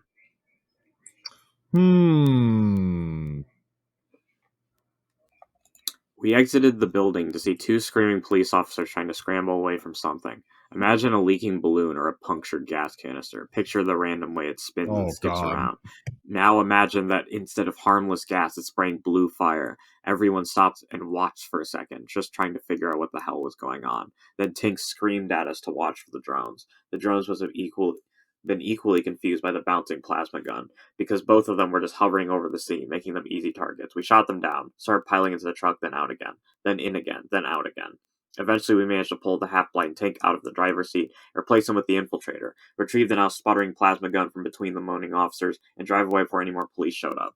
As we drove, the cogitator adept calmed and told us that he'd spotted a bulletin for our truck's transponder code, but not the description, thank the Emperor. So as we drove away at exactly the speed limit, Doc saw the Tank's burns, and the techie had to walk Twitch through yanking out our transponder, replacing it with the one that Nubby had gotten for us during one of our little walks in the park. Once the switch was made, we pulled up to another truck, tossed the transponder into their bed, then drove in the opposite direction at the next intersection. A few minutes later, the adept confirmed we'd shaken pursuit and we were cleared to turn to base. Sarge breathed a sigh of relief and began filling the base team in on everything that happened and asked what they knew about the planet the crew had threatened to send us to. While he talked, Tink sat on the floor and grumpily poked at his busted plasma gun. Fumble tried to cheer him up and only got a spanner chucked at his head for the trouble. The moment we arrived at our warehouse, Weeboo calmed us and requested that we stop by his office, preferably before we did any more damage to his city, planet, or police force. Given the timing, it was obvious that he had someone watching us, so there was no point in trying to pretend we were busy or dead or not on the planet. We got everyone into our backup vehicle just in case the truck was still hot, and went to get yelled at by a fat old man in a dress. The ex-Inquisitor wasn't doing the whole peace, serenity, and interracial tolerance thing today. The second we entered, he was on his feet and barking like the enraged bulldog of an inquisitor he must have been before all the soft Xenos culture went to his head. Sarge took the lead and weathered the tirade with his usual stoicism, until Weebu shifted from insulting our idea of subtlety to blaming us for the murder of 7 people. Sarge firmly denied doing any such thing, playing the serious interrogator to the hilt, but the effect was spoiled by Twitch and Nubby both adding that they started it, and it's not murder if it's Xenos anyways, it's like pest control or something. Boy, and we thought he was pissed before that. The tirade went on for a while. Other high points included him accusing Tink of attacking 2 police officers, which Tink firmly denied. Phrases like, "You blew up their car and hosed them with plasma," were countered with, "It was an accident. I didn't know they kept the fuel there," and "It's their fault for having the flying saucepan shoot my plasma gun." The real clincher was when Weebu listed off the various injuries the officers had suffered, and Tink replied that he'd lost his favorite gun, his eyebrows, and his best pair of pants. That choked up the ex-Inquisitor and started a downward slide from rage to depression. When he was finally calm or morose enough to stop shouting, our adept stepped in and explained the information we'd gathered. The change in Weebu's attitude when we told him where the bounty hunters were taking Guardsman wasn't huge, but it was noticeable. He started typing at his cogitator, and in between complaints about how no one under the age of 150 understands what patience or subtlety are, asked us to repeat the information. He then asked for recorded evidence and testimony from Fumbles that the Kroot hadn't been lying. There was a lot of typing and muttering after that, and the ex-Inquisitor seemed to forget about us for a while. Eventually, he called the man, asked him to send a report, told him his report was wrong, then told him to get his ass into the office. A pale analyst type came in, and nearly had a heart attack when he saw the 10 of us in there with his boss. He nearly had a second heart attack when Weebu introduced us as a bunch of psychotic man-children from the Inquisition, but rallied quickly when he was asked several socio-political questions about a planet with a name that sounded like a venereal disease. Honestly, none of us really tried that hard to follow the discussion. It seemed pretty important and, kind of military, politic-y kind of stuff, but we didn't know any of the background and couldn't pronounce half the frickin' names involved. We all just stood there, hoping the adepts were listening and keeping our mouths shut. It sounded like it was a real big deal that the planet in question had recruited bounty hunters and actually wanted deserters to come to their world, though. The discussion ended with all the participants triumphantly agreeing on some point and the analyst being sent to get 10 of something. Weebu turned to Sarge, assumed the sort of fruity voice he used when he was talking about Xenos culture stuff, and thanked us for visiting his planet. He appreciated our effort in the investigation, requested that we share any information we uncovered, and hoped we'd visit his humble office next time we were in the system. Sarge just stared blankly for a second. The conversation had left him behind about half a click back.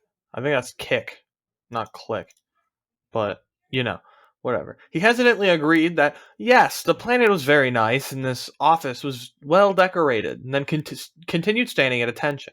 Weebu sighed, I'm assuming, dropped the smile and fruity voice, and then told us to, quote, "Get the hell off my planet.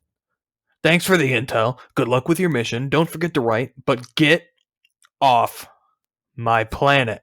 The analyst came back in at this point and handed over a briefcase. Then the ranting ex-interrogator listed all of the things he'd been giving us.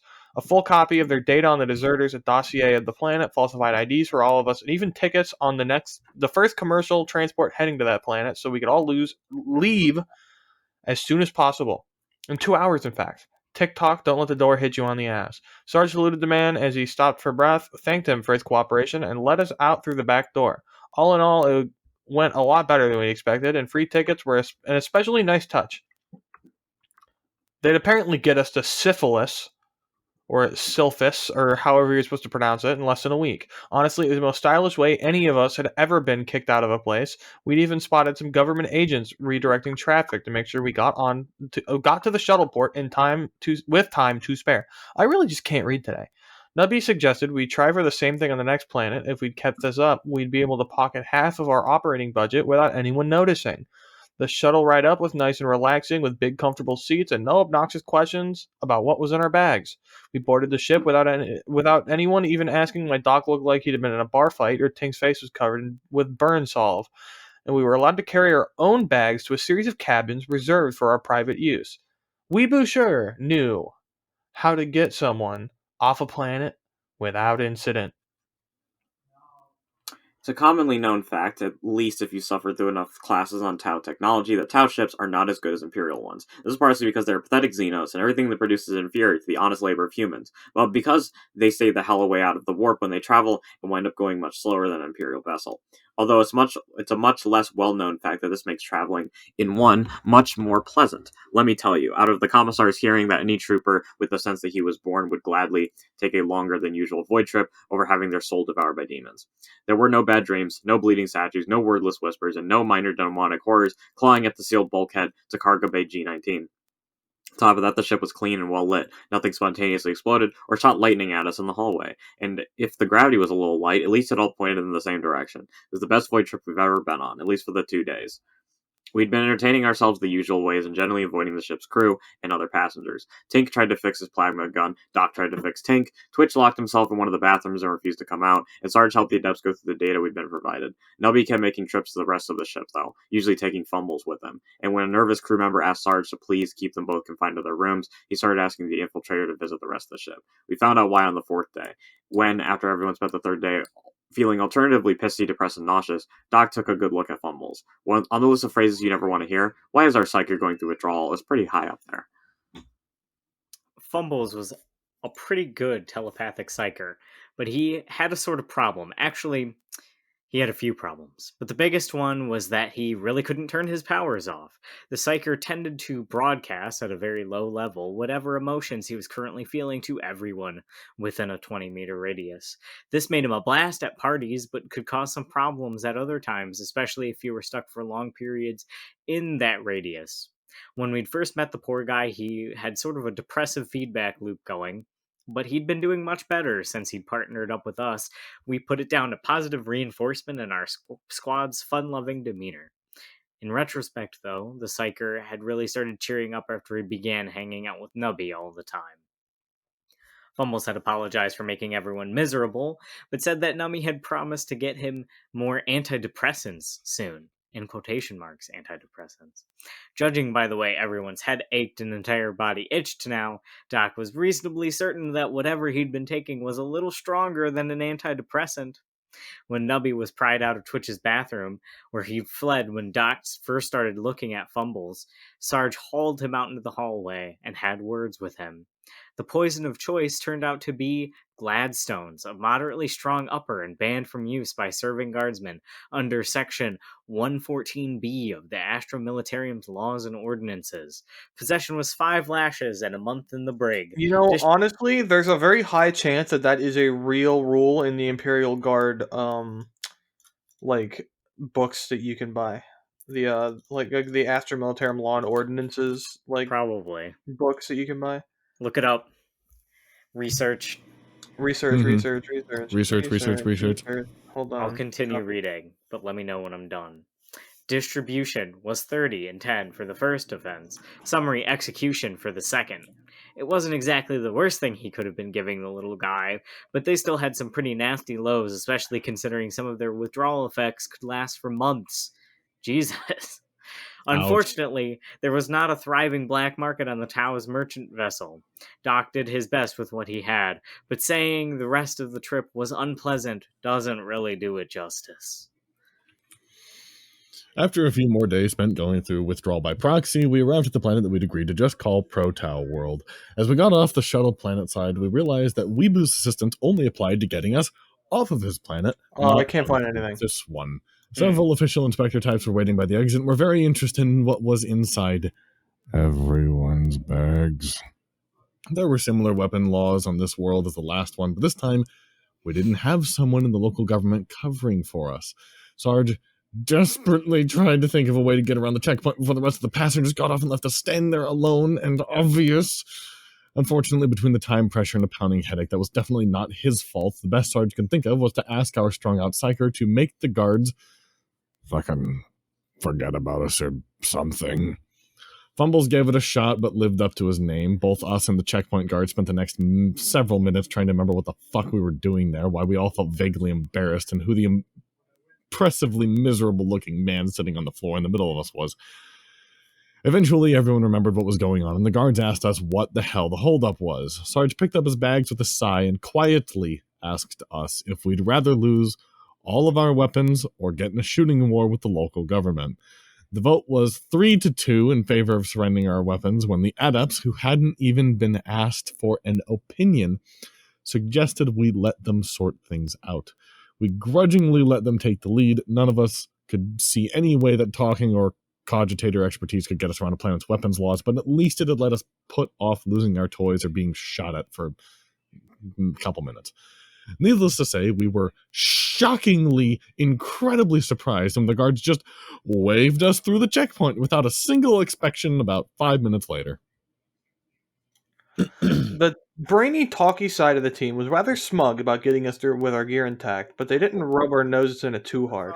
The old diplomat never did explain how he talked the inspectors around. When we asked, he just vaguely claimed it was one of the tools of his trade and refused to bore us with an explanation.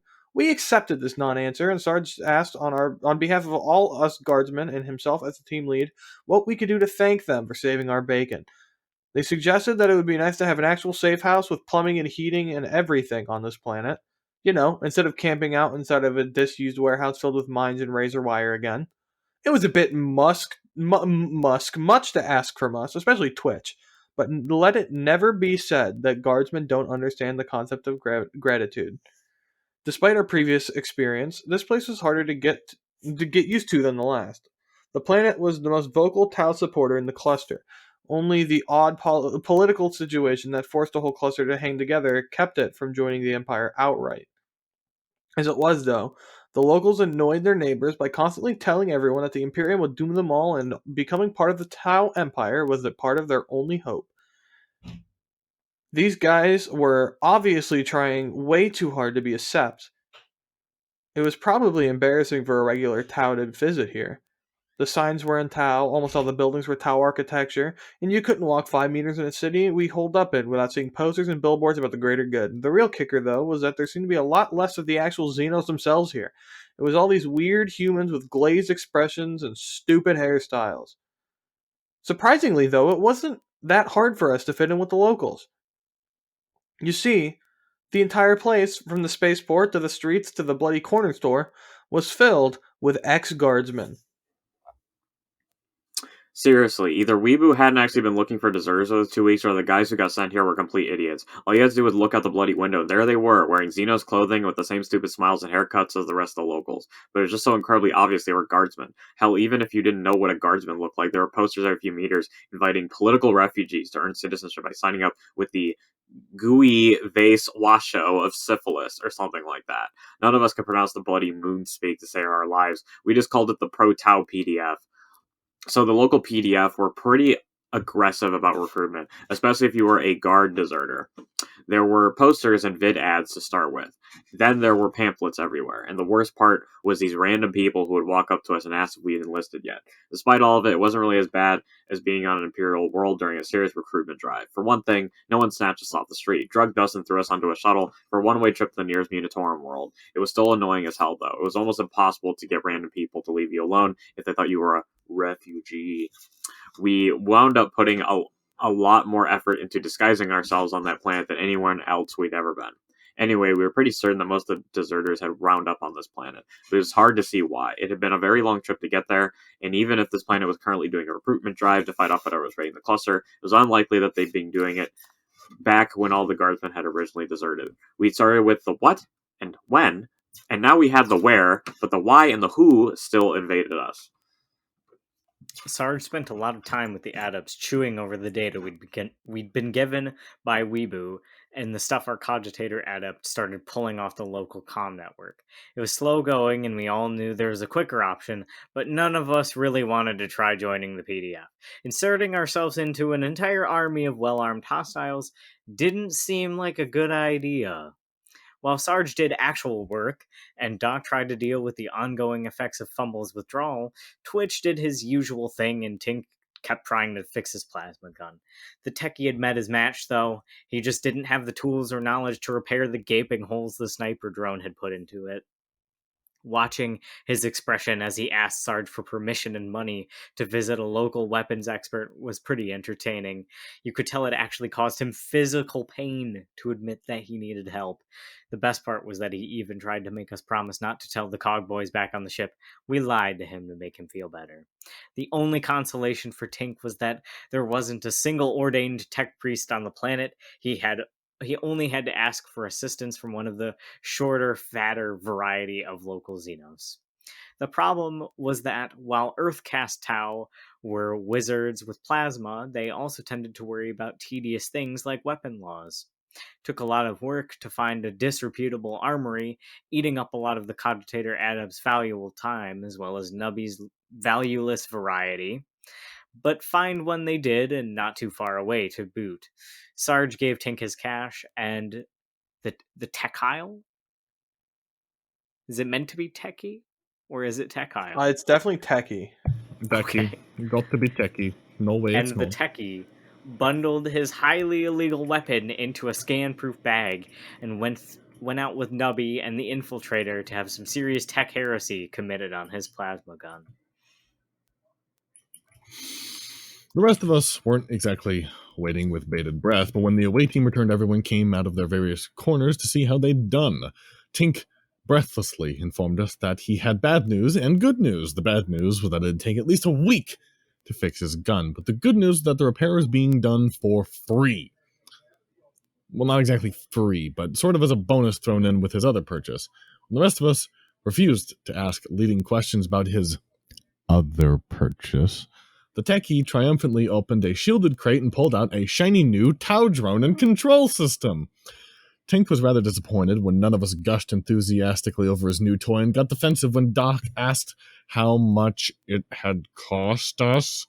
Sarge took a long look at the complex device, thought about how tight-fingered the Tau were when it came to their fancy hoity-toity technology, and growled at Tink to answer the damn question. The techie hesitantly admitted that he hadn't really looked that hard at the price tag. I mean, it had so many features. Why get hung up on something small like money? But rest assured, but he tried to assure us that it had fit perfectly into the budget Sarge had given him. Doc winced as he recalled how Sarge had just handed over their briefcase full of Xenos money and told Tink to take what he needed, then led the retreat. As reamings went on, the one Tink got for spending 3/4 of our mission's budget was pretty nasty. Nubby and the infiltrator weren't spared it either. Sarge said that between the three of them, they should have had at least one functioning brain. Eventually, he wound down and plaintively asked if there was any chance of getting a refund, voluntarily or otherwise. But all three idiots said the Black Market Army had a fairly strict no-returns policy and some really heavy security for the no-returns policy. In the end, Sarge just put them in charge of making the cash back at some other point. Looking back on it, that decision was where things really started to go off the rails. Nubby was fairly good at making money, but the competent local police force had made it hard. He and the infiltrator did what they could, but they weren't making much headway, and Tink was flat out useless. Kept running off to check his plasma gun and talk to the Earth-cast weaponsmith, who he'd decided was female. The rest of us couldn't tell one gender from the other, assuming that they only had two, that is, and found this even more revolting than his usual behavior around female tech priests. It gave him trouble. It kept him out of trouble though, and gave he/she/it gave Tink several lessons on how to use his fancy new scouting drone. So, anyways, Nubby and the infiltrator were having trouble refilling our budget, and in the end, they asked for help from the rest of us. Well, to be more specific, they asked for help from Doc, who was currently acting as Fumbles' Sargely appointed guardian. Nubby claimed he and the Psyker had a good scam set up on the last planet and involved passwords, numbers, and Xenos banking systems and didn't require any violence at all. All he needed was to get running again and for Doc to release Fumbles from his medical clutches, despite the fact that the little guy was still suffering fairly badly from withdrawal. Doc considered the situation carefully. weighing his patient's current condition against the team's need for funds and how nice it would be to get out of the Psyker's aura for a while. In the end, he extracted a promise from Nubby not to give Fumbles any more Gladstones, and then he sent the little guy off with the rest of the team when they left that safe house next morning. If he'd listened carefully, he might have heard Nubby telling Fumbles that Doc wouldn't mind if they got a little pick-me-up as long as it wasn't Gladstones, and they could even make a little profit while they were at it. Yeah, so that's how 4 members of our crack inquisitorial investigation team got arrested for trafficking prohibited substances and sent to ethical re-education camp. Took a while for the rest of us to figure out what had happened. The first hint was that when the Tau weaponsmith called us.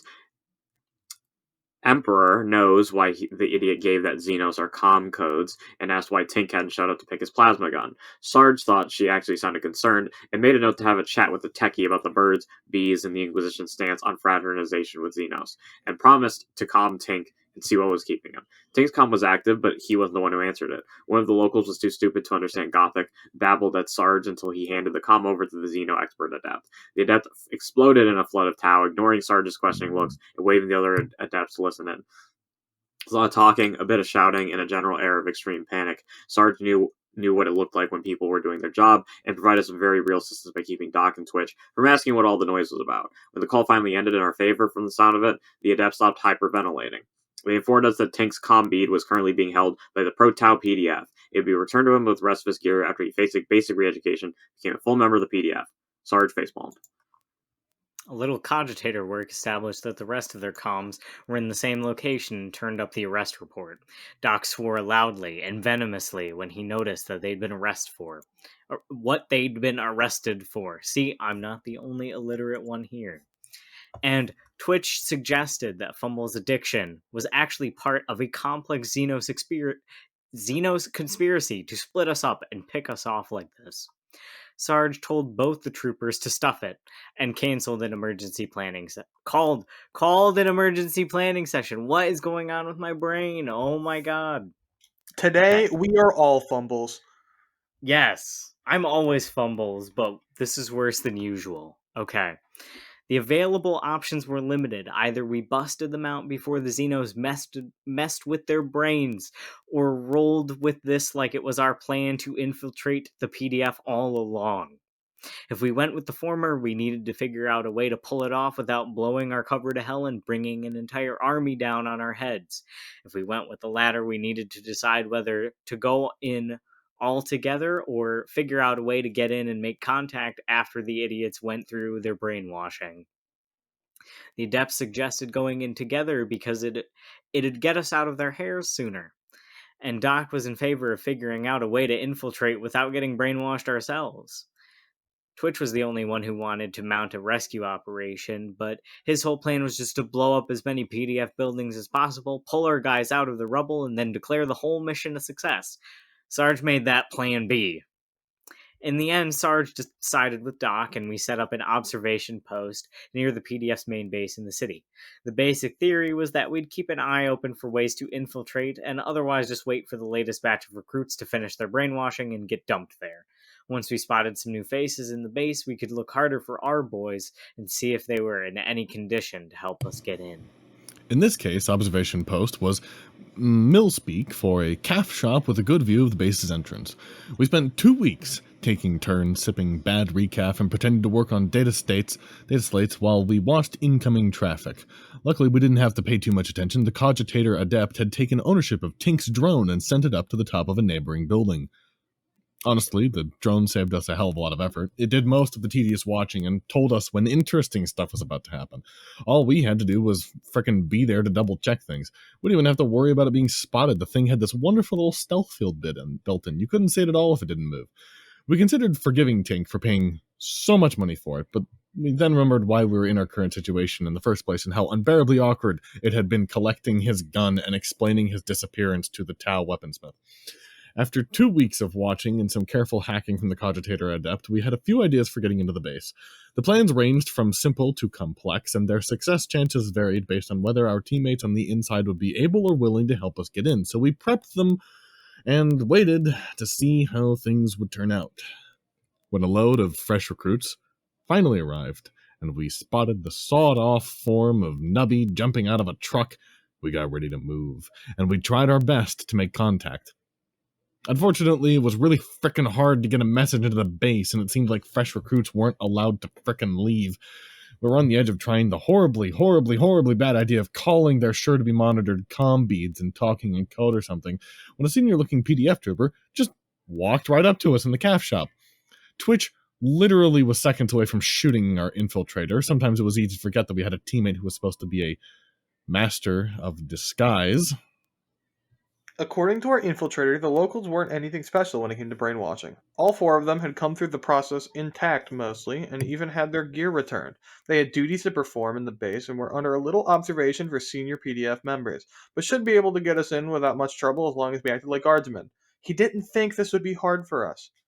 The next day, the infiltrator returned to us with some of the Tauish flak armor and tan fatigues that the locals wore, as well as some military IDs that only needed a little doctoring. He didn't even need to provide authentic PDF weapons, which apparently until you were issued a fancy Tau gun, you were allowed to keep whatever you were originally trained with or switch for a nice local made lasgun. The only thing that couldn't be carried right in the front door was a few of our heavy weapons, Twitch's stuff. Heavy weapons, Twitch's stuff. No matter how open-minded you could get, no matter how open-minded you were, it was hard to ignore 25 kilos of high explosives. Luckily, the infiltrator claimed he could at least get one scan-shielded bag in if we needed it. We sent Sarge's nade launcher, Tank's stupid plasma gun, and as many explosives as could be fit in the bag ahead, then finalized our plans with the adepts. They'd be staying in the safe house and monitoring us, of course. But the problem was that the PDF had some sort of fancy Tau jamming field all over the base. It blocked any unauthorized communications while the adepts could watch and plan. They couldn't talk to us or provide real assistance if shit went south. Our theory was that they'd just sit, collect data, and keep working on figuring out why deserters were here while we were inside. Why the deserters were here while we were inside. If they found out something important, they'd send Tank's drone to find us. If we saw one of our targets, we'd send the infiltrator out to find them. Our plan was finalized, we suited up and just walked into the front gate of the PDF base. So no shit, there we were. Undercover in the middle of a bunch of Xenos-loving traders, and the main thing we noticed was the place was almost exactly the same as a normal guard camp. Sure, it was a little cleaner and there were a bunch of Tau tech lying around, but if you ignore the fact all the officers were short, blue, and had drones hovering around them, it all felt completely normal. Everyone was doing the usual chores and drills, and the gear was practically identical, and the food wasn't even better. It was a wonder these people had even bothered to desert. They were still in the bloody army, weren't they? The first thing we did after entering was collect our teammates and verify that they were in as good condition as the infiltrator said. Tank and Nubby were absolutely fine. In fact, they'd fallen right back to their usual roles when in the base, which is to say Tank was in the armory disassembling a Tau gun that he shouldn't have had access to, and Nubby was sitting on impressive cache of stolen and bartered goods at a disused supply shed. Nubby claimed that if he could find a buyer with actual cash, he was halfway to refilling our budget. Neither of them were trying particularly hard to act brainwashed. Whoever was the brains of the operation was working counterintelligence. After they established that you were a guard deserter, they stopped looking for anything else and welcomed you in with open arms. After that, it was just a matter of parroting all the great good stuff. You didn't even need to parrot it well or speak the language properly. If you screwed it up, they just assumed you were an idiot. Speaking of idiots, neither of the guardsmen had bothered keeping track of fumbles, claiming that he wasn't in any shape to cause trouble. This didn't sound very encouraging, but Sarge refrained from slugging them, and we all went to go find our psyker before he did something warpy. We found Fumble sitting in a circle of PDF troopers and singing, if you'll believe it. He was wearing the same dopey expression as the rest of them, and a sort of idiotic happiness radiated off of him. He happily introduced us to his new friends and asked if we wanted to lead the next song. Sarge eyed the large group of smiling armed men, then politely declined and asked if he could borrow Fumbles for a while. No one put up a fuss as we dragged the psyker away, and we all kept smiling and nodding until we got around a corner, where Sarge started quietly dressing down Tink and Nubby. Doc took a good look at Fumbles and declared him to be low on sleep, low on protein, and high on something that was probably a Tau drug tailored to help with withdrawal symptoms. He claimed that a little talking, some basic care, and slow reduction of the detox drug, the bottle of which he took immediate possession of, would sort the psyker out in a few days. For now, though, it was probably best if he stayed in Nubby's storeroom where he wouldn't be missed. Our team finally collected, we sat around our dopey psyker and tried to plan our next step. Our end goals were still the same. Find out why so much trouble had been put into getting the deserters out here to join the PDF, find out who the Tau that had led them was, kill him, and every senior defecting officer as well as the rogue traitor if he was still around. In the short term, all we could think to do was fit into the routine in the base and use every bit of free time we got to ask discreet questions. We probably wouldn't get anything from most of the troopers or the Tau officers, but if we got access to the command building at the far end of the base, we might find someone who knew something. Over the next week, we mostly learned how easy basic training was after you'd already done it once, and how awesome everyone thought the greater good was. There were a few useful things mixed in. We managed to spot the traitor general we'd seen on our last mission leaving the command building one night. We learned that there were occasional meetings with a big league Tau politician in said command building, and found out that the Tau fire castle who led this PDF army was a loan from the Empire and a personal friend of the politician. In fact, they were so friendly that a team of fire warriors under his command was permanently assigned to protect the politician. We suspected that the diplomat was the cloaked Xenos who'd led the desertion plot, but weren't quite certain. We also had a decent lead on the rogue trader. Most of the camp was all smiles and songs, but occasionally the fresh recruits that were dropped off just didn't quite fit in. They weren't put through a second brainwashing or quietly executed, like they would have been back in the Guard. Instead, they were put on a shuttle that left once a week and took them to a mercenary outfit outside the cluster. It sounded fishy as frickin' hell, but some careful scanning by Fumbles proved that the officers, well, they believed it, so if there was really a mercenary company, we figured it was probably owned by the rogue trader that had been part of the desertion plot. It's a well-known fact that you can't get much more mercenary than a rogue trader, after all. All right. We're gonna pause. I'm gonna read these last two because I want to read the second one as well because I'm a greedy little bitch. Okay, all right. So, if the mercenary was really the rogue trader, there was only three things we still needed to figure out. First was the location of the remaining trader's guard officer. He was just a major, but he still needed to die. Second, we needed proof that the Tau diplomat was the cloaked Xenos so we could be sure we'd gotten the whole set. Finally, we still had no idea what the hell this was all about. As far as everyone we talked to knew, the Army's only purpose was to protect the planet from whoever was raiding in the cluster. This sounded fairly reasonable, especially considering that even more raids had been reported over the months of our mission and had gotten all the civvies worked up, but at least we knew it was at least partially bullshit. The desertions had started happening way before the raid, so there was obviously something else going on, even if we were too stupid to figure out what it was. Luckily, we'd brought some smarter people along just for this sort of thing. We sent out the infiltrator with all our data, and the adepts did a little digging. Mostly they looked into the Tau politician, since he was both the public face of the whole operation and suspected mastermind of the desertions. According to them, he was an off-worlder who'd come from the Tau Empire and was one of the guys yelling the loudest for the cluster to join or ally with them. As far as this Guardsman could tell, this made him an asshole. But he didn't prove that he was our guy or explain what was going on. The diplomatic adept insisted. All of it made sense, though. In the end, we had to dumb it down a little. He had to dumb it down a little before we followed the situation. By dumb it down, I mean he sent us vid of him acting with freaking sock puppets. There was a blue sock puppet that was supposed to be the Tau politician and a tan one that was acting as the rest of the cluster's political leaders. He seemed to be enjoying the fact that we couldn't easily leave the PDF base and throttle him. All right. I will be Tau politician guy. Matt, will you be Imperium guy? Sure. Hi, I am Tau politician guy who might also be the secret mastermind behind the deserters. Hi, politician guy. I'm all the other politicians in the cluster. We are scared because raiders have been attacking our planets. I think we should all voluntarily join the Tau Empire for their protection. No, we don't know. We like being independent and worry that the Either Empire will change our way of life and start a war. Well, we have to do something to protect ourselves. There's no point in avoiding a war if we all die to raiders. If our armies aren't holding off the raiders and we have to join an empire, the Imperium is bigger and scarier. I don't think they would protect you. The Imperium doesn't care about anyone but humans, and I hear raiders are all humans. Maybe they even work for the Imperium. Oh, that's worrying. Oh, but we still don't want to join the Tau Empire. Well, I can't force you to join the Tau Empire, but what if you accepted their assistance arming and training your armies? You'd be able to protect yourselves, and there wouldn't be any big Tau Empire military bases to provoke the Imperium into war. That doesn't sound much better than our own armies, and it would give the Tau Empire a lot of influence over us. No, it is much, much better. With superior Tau weaponry and training, your armies can easily handle the raiders. See, look at my army here. Oh my god, that army looks impressive, but we still aren't sure it would do anything to stop the raiders.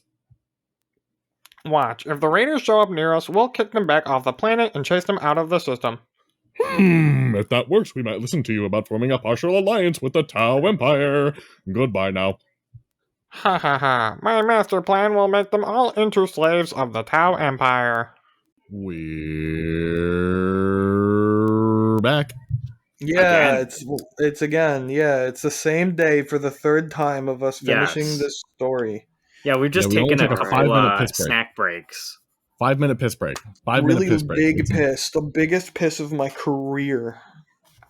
Alright, so and everybody getting our Sergio, critical mission data via sock puppets was demeaning as hell, but it got the point across better than the giant documents they'd originally sent. When the show was finished, we sat down together in Nubby's storeroom and chewed the situation over, trying to figure out what all the political info meant for us and what our next step would be. Sarge wound up deciding to go with Twitch's current interpretation of events, which for once seemed fairly reasonable.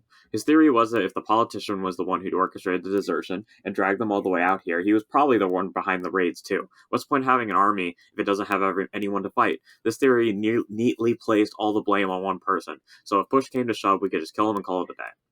Of course, this all sort of hinged on us, the politician, being the cloak Xenos, and Oaks was probably not going to accept, we were pretty sure, as proof of mission completion. Furthermore, when we shared our general plan with the Adepts, they insisted that we prove the politician was behind the raiders instead of just killing him. They said that given how many people had died in the raids, it would be a huge blow against the Tau Empire if we could prove they, or at least their supporters, were behind everything. This sounded like the sort of thing that the Inquisition was supposed to do, so Sarge reluctantly agreed, and we started planning ways to spy on meetings in the command building instead of just blowing it up. Twitch was disappointed. Sneaking into the compound building turned out to be much easier than it had originally looked like. Sure, there were Tau guards on the doors, and most of the staffers were slitheads too, but the place was cleaned and maintained by the recruits. At first we thought that it would be necessary to get ourselves on the duty roster to get inside, and started figuring out how to arrange. But then we found out the guards weren't checking IDs and apparently couldn't really tell one human from another. Hell, it seemed like their only real purpose was to keep anyone from entering the building armed, and they did that using a simple door scanner. A quick check even revealed that it was the same type of scanner we'd already fooled multiple times with scan-shielded bags and clothing. So yeah, it was pretty apparent that whoever was running security on this operation wasn't the brains of the outfit, or they were terminally trusting, or both. Anyway, we didn't look a gift horse in the mouth and quickly put together a straightforward plan for getting what we needed and getting out. We would figure out when the politician was coming for a meeting, bug the conference room, record him saying some really incriminating stuff, go in after the meeting and retrieve the device, then hand the recording over to the Adepts and see if it was what they wanted. If that went smoothly, then we'd be clear to wait for his next visit, then grab him or the Trader General when they went to the bathroom and have Fumbles rip the locations of the rogue trader and last trader office from their minds. After that, we could just blow the entire building up and escape in the confusion. It was a nice, simple plan, and we'd have everything in place for our backup strategy of just blowing the building up. The only way it could go wrong was if we'd missed something major or one of us completely screwed up. Unfortunately, we did both. The thing we missed was the fact that the politicians' bodyguards took their jobs so much more seriously than the other guards. When they entered the conference room, they didn't just do a quick visual sweep. They took out scanning tools and checked the place for power sources and data connections. Tink's little homemade bug showed right up, and the scanning guard went over to check it out. Meanwhile, our entire team, sans Adepts of course, was in the supply room on the other side of the wall, listening in. Tink swore, told us we were busted, and recommended we bail before they did a search of the building. Nubby and Twitch were already halfway to the door when Sarge vetoed this and told Fumbles to take a shot at fixing things. The Psyker lined up his target using the visual feed and his own ability to sense emotion, then cyclically commanded Bodyguard to forget what he was doing and go back to his post. He'd performed that particular mental trick twice already during infiltration, but this time, right at the critical moment, Fumbles failed. He fumbled, you could say.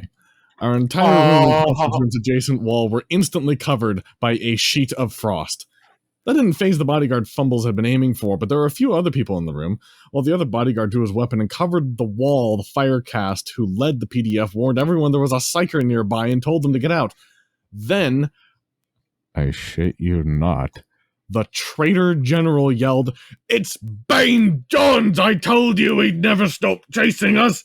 Grabbed the politician and sprinted out the fucking door. It would have been hilarious if we weren't so completely screwed. None of us even tried to stand and fight. We knew a FUBAR mission when we saw one. If they had any brains, their next steps would be to seal the base and start an exhaustive search for us. And then they remembered, and if they remembered Bane Johns, they probably remembered what we look like. So trying to blend in like we had been wouldn't work. We either needed to make it out of the base before they locked down the exit, or find a damned good hiding spot in the base. First things first, though, we needed to get out of the building before we wound up trapped in it.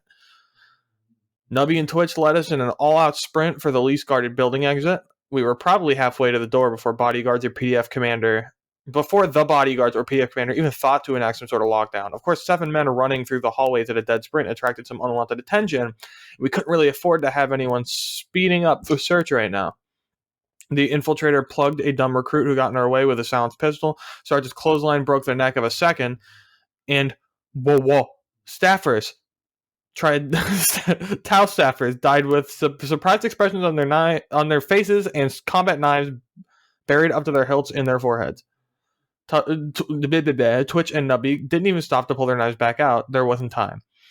We hit the door about 20 seconds before the alarm sounded. The single Tau guard watching it started to draw his weapon. Then Fumbles did something else irreversible to him, and he forgot we were there and most of his childhood to boot.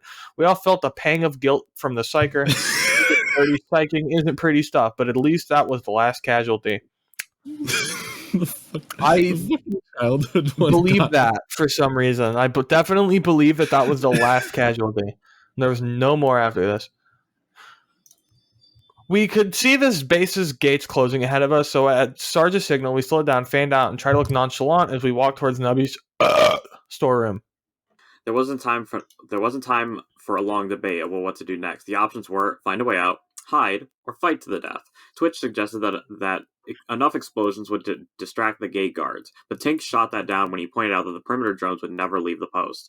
Nobody volunteered a few hiding places, but he wasn't even confident that they'd hold up a serious search. Tink and the infiltrator started putting together a half-baked plan to impersonate an officer to steal an APC from the motor pool. Then were interrupted when Doc sprang to his feet and told everyone to shut up. Doc told the rest of us that there wasn't much time to explain. The only way this idea would work is if we move fast. We grabbed what gear we could easily carry and followed the medic as he led us towards the middle of the base. As we half ran, Doc quietly explained that there was one exit that was never well sealed because it was supposed to be open to everyone free of judgment or reproof. The weekly shuttle that took the few troopers that refused to embrace the greater good to their new life as mercenaries had landed that morning, and it was still on the pad.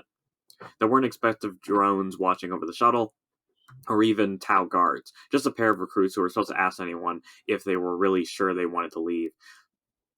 Doc figured that if we got on the shuttle before the serious search started and the guards vouched that no one had come past them, then it would be allowed to leave on as its normally scheduled run. All we needed for this to work was a bit of luck, a little sloppiness from our pursuers, and for Fumbles to pull off two more pieces of psyching. At the back of our group, the Fumbles realized that this entire plan rested on him and made a small choking sound.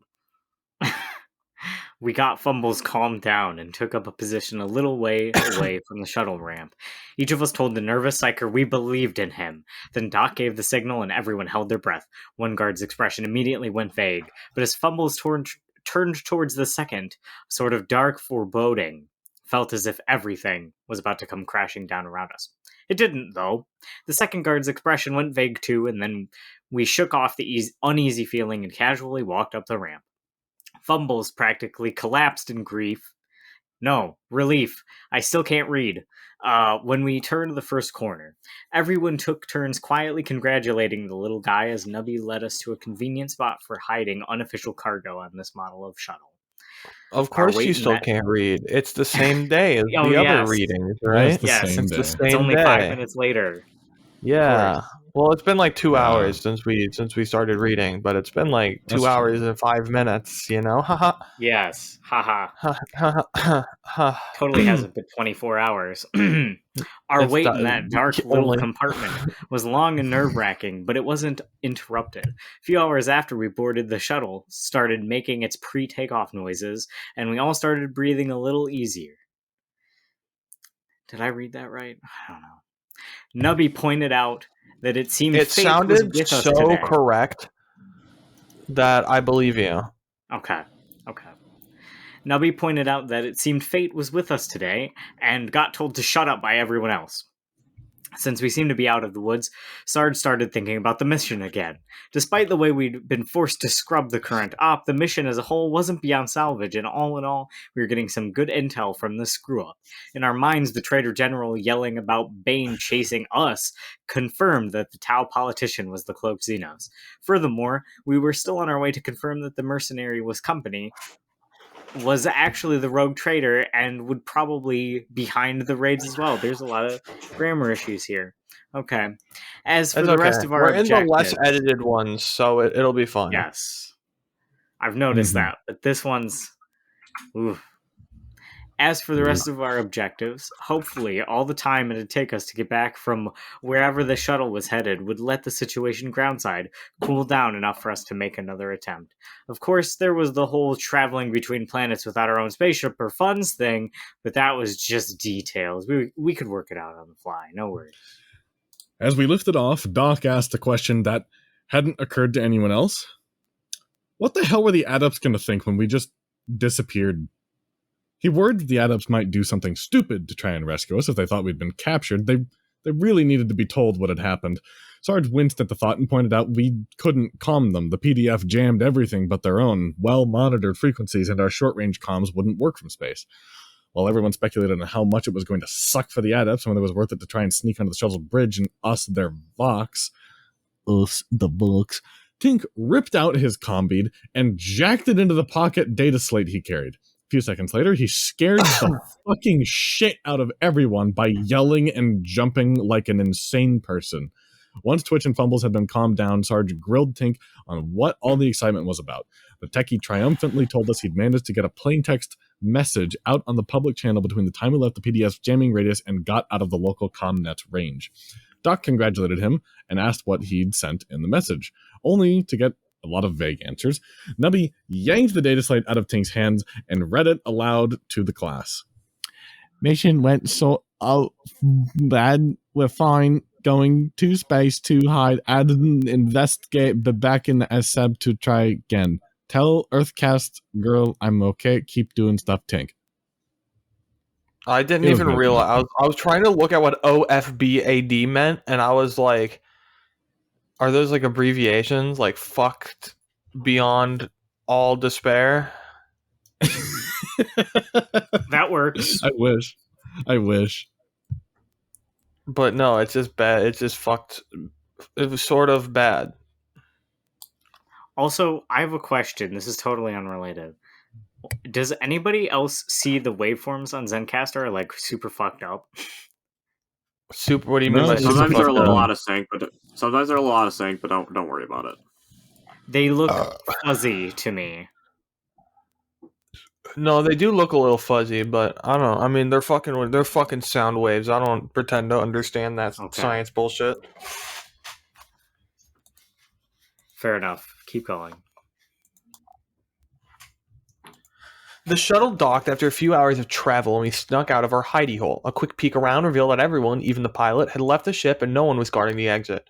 We hurried through the hatch and found ourselves standing in a fairly dingy shuttle bay that looked like it was part of an Imperial-style ship. It had the prayer seals and skulls and everything. Twink made a quick check to see if we could steal the shuttle, but the bay doors were locked. Sarge decided it was probably time to do a little exploring and nearly headbutted a crewman as he peeked out into the passageway. The crewman didn't shout in alarm or act more surprised than you usually do when you nearly get a concussion. That probably saved his life. Instead, he asked if we were the last ones from the shuttle and pointed us towards the bay where all the other dirt suckers were staying. Before we followed his directions, Nubby traded the man some smokes for a rundown on the ship and more info on our fellow passengers. Apparently, it was just a tramp freighter. Put in your input now, boys. Freighter or freighter? Freighter. Okay. Freighter that... Shut up. Plied the well-mapped warp lanes in the cluster, and there were about 40 other XPDFs on board. He really did say about. No one on the ship really paid much attention to their passengers as long as they stayed in their area. That suited us perfectly, and we happily went to join our fellows. It was remarkably easy for us to blend in with the XPDF. No one asked questions or even paid us much attention. We commandeered a pair of the partially furnished shipping containers that were acting as passenger quarters and made ourselves comfortable. A few hours later, we felt the ship's engines kick on, and that night we jumped into the warp. All without anyone saying more than 10 words to any of us. We sort of missed this sort of apathy in the PDF base. It was nice when no one gave a shit about what you did. Sergio. Traveling to the mercenary outfit took 4 days. We spent them maintaining our gears and forming vague plans for the next stage of the mission. Our neighbors mostly spent them drinking to drown out the whispers of warp travel, casually bitching about how the Tau were a bunch of sissies, speculating on how much money and sex they get as a mercenary. It was a very homey environment. When we exited the warp, a crewman came down and directed everyone towards the shuttle bay. The few XPDF who appeared to be having second thoughts or were too drunk to walk there themselves were dragged along by cargo servitors. One short shuttle ride later, we were in a bigger, much more grandiose bay, being welcomed by a new life filled with money, violence, drugs, Xenos killing, sex, and more money. The mercenary really did make a good recruitment pitch, especially the part where he parroted the PDF's line about being free to leave at any time while gesturing at an airlock. By the end of the speech, everyone seemed to understand the situation and snappily fell into a line of few grizzled veteran types. Most of the rest of the day was spent in orientations of one sort or another and the usual army recruitment stuff. Uniforms and bunks were issued, schedules were handed out, and 1 or 2 random men were mercilessly screamed at for minor and possibly imaginary infractions. Sarge watched all of this with approval and was only slightly marred by the fact that the Yeller was a vile traitor to the Imperium instead of an honest guardsman. To no one's surprise, the uniforms worn by the mercenaries were perfect matches for ones we've seen on the guards in a certain villa. Between that and the night's festivities, we all had the proof we personally needed. Seriously, it was announced as a celebratory post-raid feast. Don't forget to bring your best loot to show it off. Some rogue traders really don't go in for subtlety. There was a speech before the feast. It was given by the rogue trader and involved a lot of words like pillage and plunder. I have a question. Yes. Kai, have we ever explained to you what a rogue trader actually is? No. Are you confused on that at all? I mean, it's in the name. Yeah, they're just they're like they're somewhere between pirates and merchants. Okay. So they steal shit and then sell it. Yeah, not necessarily stealing. They're generally good people sometimes. Okay. They're not aligned with the Imperium, really. Okay, so that's what makes them rogues. And why they're still generally enjoyed by the Imperium because they bring like weapons and supplies and stuff. And they obviously they don't like chaos because nobody really likes chaos. And you can't really be a rogue trader while also having chaos on your ship because you can't get anything done, you know? They're just fucking and sucking all the time. It sounds like a good time to me. I don't know. Where was I? You can continue now. While everyone else was busy listening, Sarge asked the infiltrator, who was the only one of us the trader hadn't seen before, to try to get close to the senior officers and finding out where we were headed next. The man practically vanished as soon as Sarge gave the order. Later, we saw a familiar-looking server at the trader's high table, but we really weren't sure it was him. So while the infiltrator did the actual work, we enjoyed the party. There wasn't really much else to do. We ate, swapped some old war stories with the mercs, and successfully hid the fact that we weren't drinking. Much. Sarge kept an eye on all of us, making sure that we stayed under control and covering for Doc when the mercenaries' tales of horrible violence on defenseless Xenos made him sick. The party finally petered out at about 4 a.m, when most parties do. and we all Does time regrouped. pass in the warp? Does that work? Because the warp, it's immaterial. Well, they still have watches or something, right? Well, yeah, but the warp kind of like you can travel forward and back in time in the warp, so that doesn't really work. Well, they're going forward then. You can go into the warp and then accidentally show up 2 weeks before you left, or you can show up like 3 years after you left, even though for like you it's been like 5 minutes. Or you can go in for 20 years and then come out and it's like 30 minutes later. Okay. Well, they're just good at driving through it. Yeah, they're built different. They're built different. We all regrouped with the infiltrator in a handy nook Nubby had discovered. He had 3 important pieces of intel for us. Firstly, our destination was the Pro-Tau world we just left, and the traitor, with his fast navigator-controlled ship, that was really weird to read, I don't know, I think I'm short-circuiting a little bit, was aiming to get there in 2 days. Secondly, the official commander of the mercenaries matched our description of the final traitorous guard officer to a T. Finally, the raid would not start immediately upon arrival. The ship's... Oh god. How do you pronounce this? Where the ships... Where am I looking for? Senescal. Celestial is what it is, I'm pretty sure. Okay. What does that even mean? I've never heard of this word before. Seneschal. Yeah, Seneschal. The steward or major domo of a medieval great house. Yeah, basically it's like an administrator. Someone who's Ain't major domos the little brown furry guy from Roblox a decade ago? Yes. The ship's seneschal and the trader officer would be going down to make sure everything is in order with our employer. Sarge thought that sounded like the ideal time to get off the ship. Slowly, in the wee hours of the morning, a plan came together. Mostly, it was simple and straightforward, but Doc's suggestion for dealing with the rogue trader was downright evil. None of us could look him in the eye after he made it. The boy clearly had been corrupted by his time with the rest of us. We had just over 2 days to get everything back together for our plan, but we managed most of it that first night. It wasn't until about noon that someone started imposing order on the mercenaries, so we had free run of their section of the ship, allowing us to get almost all the supplies we needed. Over the next 2 days, we used a combination of bribery, intimidation, and good old-fashioned bullshitting to avoid most of the chores the other mercenaries were doing and wander around the ship undetected. Sarge split us into 2 teams for most of the work. He, Nubby, and Doc concentrated on getting everything set up for our shuttle ride with the Seneschal, while Tink and Twitch were escorted on their mission by Fumbles and Infiltrator. Our time on the occurrence border really paid off for us during those days. We found it much easier to navigate this ship than any of the other mercenaries did. The maintenance passages and little locked doors that the crew used to get around quickly were an open book to us. We popped up in places that none of the crew even frickin' suspected a dirt sucker could get to. We made a complete mockery of their security and accomplished all of our objectives without ever being noticed, much less stopped. Our preparations were finished well ahead of schedule, and at Sarge's urging, we all got a full night's sleep. As close as you can get to on a ship traveling in the warp before the big day. Guys, I got bad news, guys. What? Guys, I got bad news. Mm-hmm. Bam Margera has COVID pneumonia. Who? Bam Margera. From Jackass. Oh. Damn. My favorite Bam Margera moment is when Hulk Hogan tweeted out that he was sad that Bam Margera died, and this was like 4 years ago. And then Bam was like, "I'm still alive, brother, but I appreciate it." He's on a ventilator right now. Yeah, he is venting, like... That's not good. Among... Yeah, that sucks.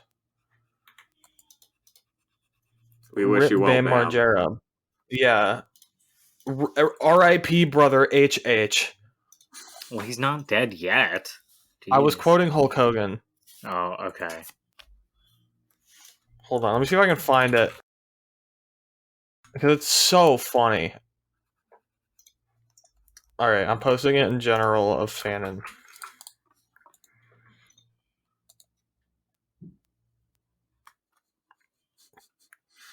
For those who didn't pull up the tweet when I mentioned it, it's a Hulk Hogan tweet. It says, "Damn Bam, I wish you were still with us. I sure would love to hang out again, my brother. Love you, miss you, HH."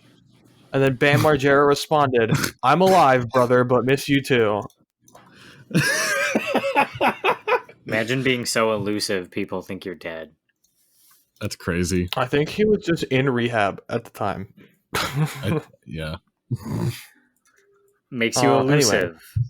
Anyway, yeah.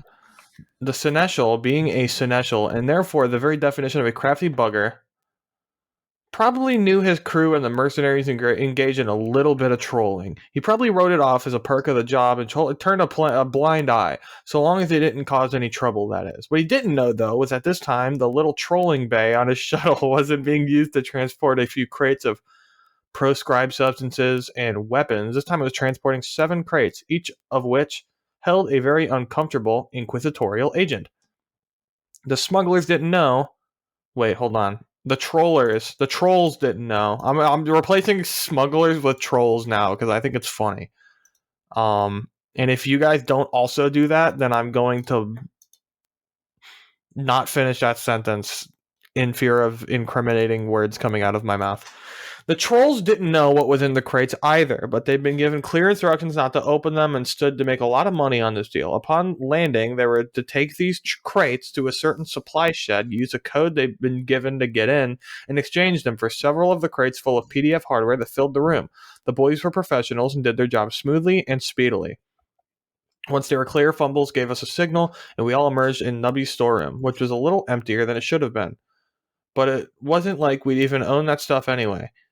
The second phase of our plan completed, we started prepping for the hard part. The first hiccup came when we sent the infiltrator to contact the adepts and retrieve Tink's drone.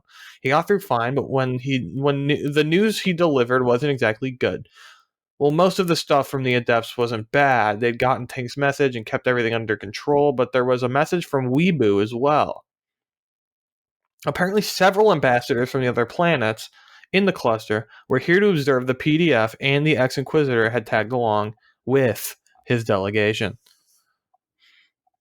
To cut along and critique and rant short, Weebu thought we were right on the money, but strongly urged us not to kill the Tau politician after we got our data. He promised a major political victory for the Imperium if we managed to get the Blue Bastard on trial, so he wanted us to either capture the politician or do something to prevent him from skipping off the planet. This complicated our simple post-evidence collection plan, just tossing a dozen frags into the room, escaping the confusion. With Sarge Bold, we needed to at least try. The infiltrator was sent out one last time to tell Weebu to have a holding area ready and warn the adepts of the change in our plans. But then we got our gear in order and officially started Operation Record and Grab the Tau Diplomat, then Run Away. Admittedly, it wasn't the best optimization, but it was Fumble's idea, and we felt he needed all the positive reinforcement he could get for this one. We got into the command building again without any trouble. There were more guards than the last time, and they were checking IDs now, but their scanners weren't any better. They didn't have anything that could stop Fumbles. The infiltrator pinpointed a large conference room, the meeting between the politician and the Seneschal would happen, and worked with Fumbles to distract the door guard while Tink snuck in. Planted his drone up near the ceiling and engaged the stealth field. Sarge quietly promised himself that if this worked, he'd actually forgive the techie for buying the thing. Once our recorder was in place and transmitting, we all split up again to make the final preparations. Twitch and the infiltrator casually walked around the building, placed several charges in discreet locations. Doc prepped a vial of sedative, and Fumbles grabbed us some snacks from the cafeteria. Finally, Nubby was given a pair of charges to plant at the front gate and sent to commandeer an escape vehicle. The Tau diplomat arrived right on schedule, and his bodyguards began scanning the room. Tink put the drone into non-transmitting mode, and we all held our breath. Luckily, the drone's stealth system and the scan-proof tarp we were all hiding behind held up to their scrutiny. We congratulated ourselves on our wild success and settled in to wait for Fumbles, who was sort of passively listening through the wall, to tell us when to go. About 10 seconds later, the Seneschal entered the room and had his untouchable deactivate his limiter. Suddenly, we all felt a lot less smug. A very, very quiet debate was held in that closet while the meeting started. We'd been originally planning to use Fumbles to make sure we had enough evidence before breach and to pinpoint all the hostiles for a quick takedown. Now we were going to have to go in blind and wouldn't have his assistance until the untouchable was dead. Of course, the debate really didn't change our plan. We were still going to bust open the wall, kill almost everyone, then run out to where Nubby had the getaway car ready. Those you remember what an first two untouchable steps, is, right? No. It's like the opposite of a psyker. They instead of having psychic presence, they have no psychic presence. Every creature has some, except for blanks, because they have no soul or something like that. And so imagine like, you remember being told as a kid not to put magnets near your computer? Yes. So the psyker is the computer, and the untouchable is the magnet. Okay. Thanks for the reminder. You're welcome. And if you're listening and you didn't know, they're also called untouchables or blanks, and I think there's another thing they call them. Sisters of Silence, obviously. They call them weirdos. I'm a creep. A psychic null or a pariah. They're all the same thing. Okay. All right, you can continue. Many synonyms. Now. Sorry. After a few dozen tense minutes, Sarge estimated that enough time had passed and gave the word to get ready. Everyone picked up their weapons and got into position. Doc readied his vial. Twitch put his breaching charge in place, and Tink got ready to send the drone's recall command. Sarge held up a beefy hand and counted down. The last finger descended. Twitch hit his detonator, and a 6-foot section of the reinforced wall turned into a wave of shrapnel, completely shredding the seneschal and the former guard major who'd been commanding the mercenaries. 1 down, 3 to go. Before the gooey remains of the 2 men hit the floor, 3 flashbangs had entered the room. The split second after they detonated, Sarge and Twitch followed them in and opened fire on the guards in either corner. A second after that, Doc and the infiltrator sprinted into the room and gunned down the guard standing next to the dazed Tau diplomat. Finally, Tink entered the room, barely ducking below the drone as it whizzed out and blew the head off the traitor general. 2 down, 2 to go. There were now 5 of us and 4 hostiles in the room, but we didn't know that. Sarge executed the wounded untouchable lying near his feet and turned to where Doc and the infiltrator were grabbing the stunned politician. He caught a flash of movement, heard a yell from Fumbles, then barely managed to duck below a stream of plasma bolts. Doc and the infiltrator weren't so lucky. Doc got hit in the stomach and went down with a choked shout. Next to him, the infiltrator lost his head with an ugly splatting sound. Twitch and Tink immediately turned to the new threat and raised their weapons, but all either of them could see was a faint shimmer in the air. Acting in desperation, both troopers fired to suppress, then had to dive for cover as the invisible targets ignored their fire. We had 2 men down, one of them dead and the other gut shot, and the rest of us were pinned by heavy fire from a frickin' invisible enemy. Situation was not good. It was at that point, right when we were kissing our asses goodbye, that Fumbles saved the day. The little psyker ran in, took a deep breath, and let out a deafening shriek, which was echoed by 2 shouts of pain from the far end of the room. The torrent of plasma fire stopped, and those of us who could still move sprang into action. Sarge grabbed the syringe from Doc's hand and tossed it to Twitch, who slammed it into the diplomat's chest. Sarge then tugged Doc under one arm while Twitch picked up the frail diplomat and fireman's carry, and Tink, I've called him 6 different names during this recording, I swear to God. Twink. He's Twink now. Twink hosed the far end of the room with a wild stream of plasma. Behind us, Fumbles took another deep breath. Then under the cover of a second psychic shriek, we all sprinted out of the room. As we ran, Twink grabbed the drone's controller and ordered it to follow him, and Twitch grabbed several of his detonators. Sarge stopped for a second at the breach, then tossed his entire bandolier of grenades into the room behind us. -1 pin, of course. The entire building shook around us as 2 different series of explosions ripped through it. One series was an orderly chain of booms that sounded like an incredibly loud row of dominoes falling. It was caused by a neatly organized series of breaching charges, which opened a clear path from our location to where Nubby was waiting for us. The other was just 15 grenades of 4 types going off like a string of firecrackers, and nearly knocked us on our faces and hopefully killed the 2 invisible hostiles.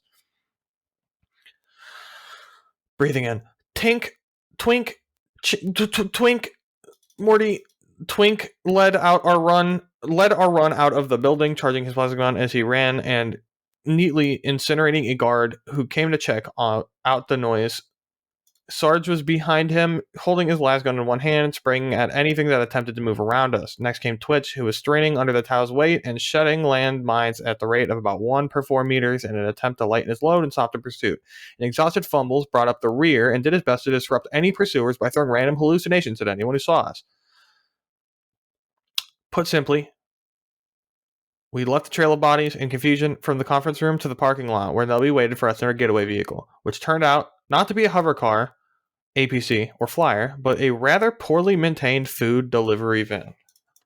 As we sprinted across the lot and piled into the shitty van, it became apparent that our escape was not going to go as planned, not because of Nubby's poor choice of vehicle, but because of the PDF troopers that we could see around the base weren't acting like they should have been. This was worrying on the account of how the escape part of the plan had always been sort of shaky. It mostly hinged on us getting the hell out of there and going to ground before any real pursuit was organized.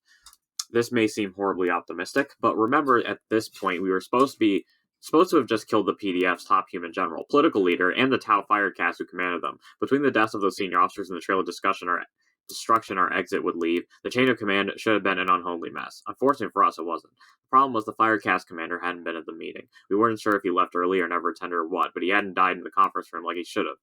So, right now, instead of lying dead in a puddle of his own blood while he forced us all into chaos and let us escape, he was barking orders over the general channel. This was a very bad thing. So while our getaway vehicle slowly accelerated towards the base's exit, Sarge's mind raced for a way to disrupt the PDF before we were caught in the middle of a literal army of hostiles. As he listened to the orders and questions flying over the PDF's commnet, a solution came to him, and he seized Tink's drone. A second later, Sarge realized he had no idea how to use the drone and seized Tink instead. Tink's orders were simple: find something, anything incriminating in the drone's recording, and jack it into the PDF general channel. This wasn't the time to worry about keeping the evidence a secret until the trial. We'd trade political bullshit for not getting killed any day. Tink was in a state of overloaded panic as he tried to do several things at once. He needed to rip out the van's transponder and autopilot before it was used to stop us, reload his plasma gun before the next fight, and now he had to figure out how to make the drone play back its recording, then find an incrimination section, then figure out how to jack the audio feed into his comm feed. The techie froze for a second, started to babble a question about which he should do first, then Twitch yanked the plasma gun away and used the last of its charge to fry the transponder. Ignoring the fact that the plasma bolt came within a millimeter of destroying the van's engine, it simplified the situation beautifully. I gotta slow down, guys. I can't do it. My mouth is getting away from me. It's all good. I know. Tink immediately started punching at the drone's controls while Twitch reloaded his plasma gun, and within half a minute the drone was broadcasting over the PDF's channels. It took a little longer to find a good section of dialogue, but after a few false starts he managed it, and we all heard the Tau's commander voice go, panicked, as he ordered everyone to turn off their comm beads. Sarge didn't have time to feel satisfied. He was busy applying his limited knowledge of field medicine. The Tau-style flak armor Doc had been wearing hadn't done jack to stop the plasma bolt. The gut wound went all the way through, but it missed anything immediately fatal and partially cauterized itself. Sarge hit the medic with an ampule painkiller. He's got the fucking Reddit scar, bro. I have no idea what that means. You've never seen Dragon Ball Z? No. You should die.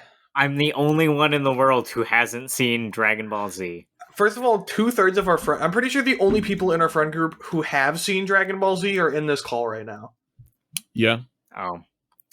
Except for maybe Michael, who doesn't show up to recordings ever. Fair. But I don't even know if Michael's seen Dragon Ball Z, so... I think he's seen at least some of it. The joke didn't work. Goku had a brother, and he got a laser through the chest. And so Doc got a laser through the chest, and so he has the Goku brother scar, and his brother's name is Raditz. So it's the Raditz scar. Okay. God, Sarge hit the medic. I had to explain it. It wasn't funny because I don't understand the reference. I swear it's funny if you understand the reference. Check. Okay. Just check. It was like a little check. funny. Shut up, Matt. You're supposed to enable me, not disable me. It would have. That came out really wrong. It would have been funnier if you said it missed all his vital organs. Looks like you missed all my vital organs. All of them! Okay, continue, Kai. Okay. Kai Sarge just general. hit the medic with an ampule painkiller and another of stim that brought him back to focus. From there, Doc was able to walk Sarge through applying a dressing. Jesus Christ. My brain is not working. From there, Doc was able to walk Sarge through applying a dressing and blood pack, as well as treating a few minor wounds the other guardsmen had taken without noticing. The Tau diplomat lay in a heap in the floor and occasionally moaned or snored. No one bothered to scare him until Hardturn nearly shot him out the half-closed door. That would have been embarrassing. Up in the front seat, Nubby was driving for his life, while Fumbles rode shotgun, well, lasgun actually, but whatever. He'd nearly crashed twice already, and no one was telling him anything except that his getaway vehicle sucked.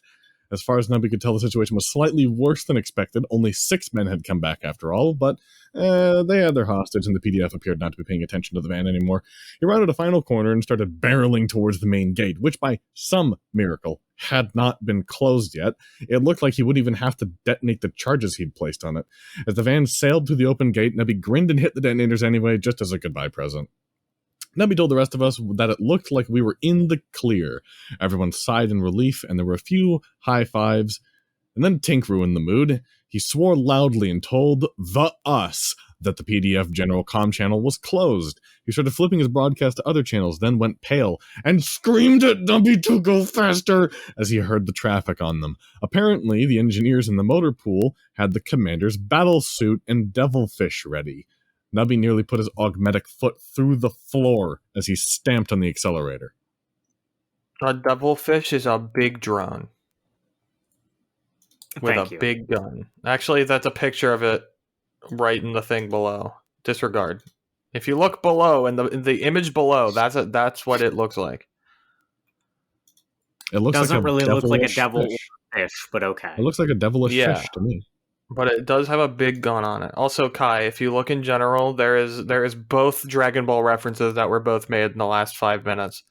Both Raditz taking a giant laser through the chest, and also Piccolo delivering the greatest line delivery in anime history. Thank you very much. At Nubby's fanatic request for a destination, preferably one with lots of friendly fire with anti-armor weapons, Sarge calmed the adepts as soon as we cleared the base jammers. The nerds were panicked, to say the least. They'd been watching the chaos unfolding at the base through hacked vid feeds. Sarge filled them in on our cargo location and what we'd heard would be following us. He requested that they contact Weeboo to find us hiding places or get us some damned reinforcements. The adepts didn't even bother to tell us how much firepower or how deep a hole we were going to need. They must have heard the forced calm in Sarge's voice. He told them to keep the channel open for tactical updates and let them get to work.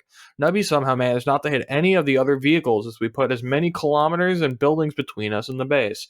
The slagged hole in the middle of the dashboard made some faint beeps as the transponder tried to report our traffic violations and lock down our vehicle before we killed anyone. It was a valid concern, really.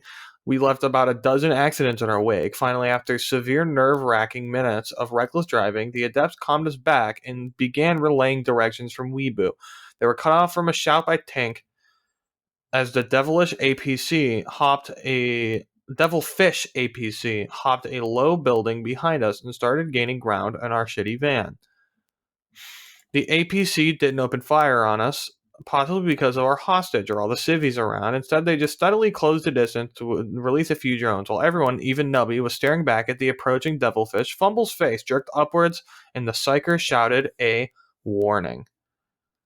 Sergio gets to say it this time. The world is healed. There we were, trying to outrun a top-of-the-line APC in our shitty van, when 3.5 tons of pissed-off Xenos battlesuit dropped out of the sky like a fucking meteor and landed 5 feet in front of us. Nubby screamed and swerved the van as hard as he could, actually managing to raise the vehicle into 2 wheels. I swear by the Emperor. One of our tires actually went over the battlesuit's head as we pulled the sort of turn you typically see lightnings make. Everyone who wasn't buckled into their seats in the back of the van was tossed around like a cat in a tumble dryer. It was a bloody miracle none of our weapons or Twitch's minds went off.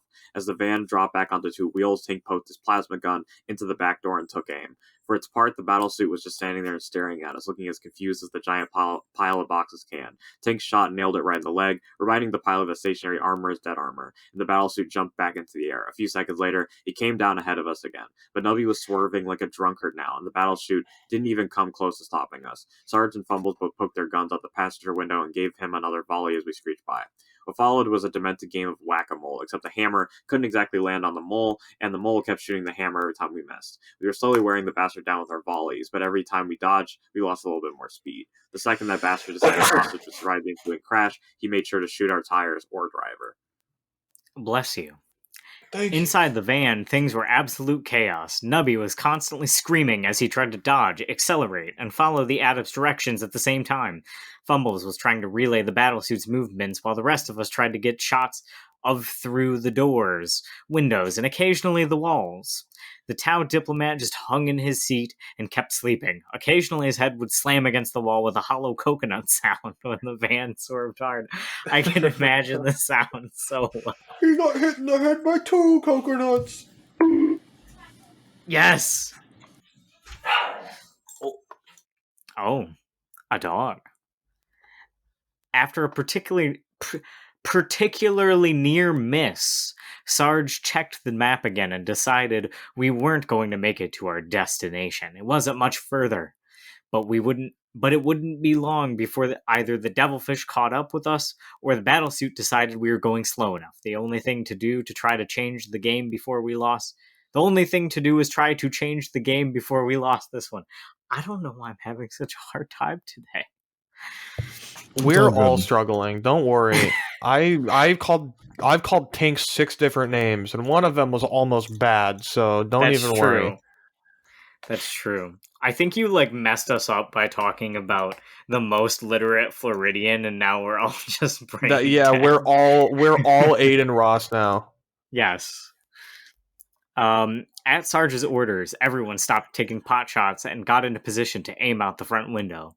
Tink was in the best spot between Nubby and Fumbles. Behind him was Twitch with the single-shot crack launcher we'd been hoarding for so long, and Doc and Sarge did their best to aim around the seats. Once everyone was in position, Sarge gave the word and Nubby found a nice straightaway, stopped swerving, and floored it. The battlesuit took the bait and landed in front of us again, but this time we didn't try to go around. 2 las bolts, a crack missile, and a big old ball of plasma rocketed out of the front of the van. It was an obvious attack, and the nimble battlesuit should have easily dodged it, but for a split second, the pilot couldn't remember how to. The only thing that saved the Xenos' life was the automated point defense bullshit in his armor. The crack missile went off about halfway between us and him, but everything else hit him, including the shitty van. Being in a high-speed collision is not an enjoyable experience, especially if you're not buckled into anything. We came out of that crash with about 7 broken ribs, a broken arm, a plasma gun butt-induced concussion, and a battlesuit wrapped around the hood of our van. None of that was important, though. What was important was that the van was still running, and Nubby could still fucking drive, even if he could barely see over the deployed airbag. Those of us who could still hold our weapons and see straight poured last fire into the stuck battlesuit's head camera thing. It was thoroughly slagged by the time a hard swerve flung the battlesuit off our hood and into the oncoming traffic. We all ran to the back door and shot it a few more times as we sped away for good measure, then noticed how close the devilfish was, and we slammed the doors before someone tried their hand at sniping it. Without the battlesuit heading us off, it was a straightforward race between us and the devilfish now. They were faster than us and could jump over most obstacles, but they also had to try and predict our wild turns, and we weren't shy about taking potshots at them or their drones. In the end, we were about 50 meters ahead of them when we made it to our destination, which turned out to be the front entrance of fancy office park-looking place with a big flag over it. Nubby plowed through the still opening gate, then screeched to a stop as he realized that the road dead-ended in front of the largest building. And then, as we picked ourselves up, the adepts calmed us and said that we should be safe in the embassy's soil. All we had to do was stay put and let the politicians handle it now. Hearing this, Nubby popped out of his seat, leaned out the driver door, and started loudly mocking the APC as it sat at the wrecked gate. Turned out to be a bad idea. One of the drones overheard, took a pot shot that he barely dodged, and the devilfish began to slowly enter the compound while fire warriors hopped out the back. We ducked back into our van and got ready for the shooting to start. But apparently the Tau weren't quite ready to start the bloodbath. They fanned out into firing positions and appeared to be having a heated comm argument with somebody. The Adepts told us to stay put again while they handled this. The Tau should back down if nothing pushed them over the edge. Sarge decided it would be a very bad idea to bet our lives on this and quietly instructed us to get ready. For a little while, it looked like the Adepts were right. A large number of soldiers, human, Tau, even a few crew, came out and faced down the PDF Tau. The hostiles were definitely having second thoughts, even with armor on their side, and we could hear Weebu's voice as he browbeat their leader via the comms. Then the half-slag battleship with the PDF commander peeking out through the open chest hatch came rocketing in.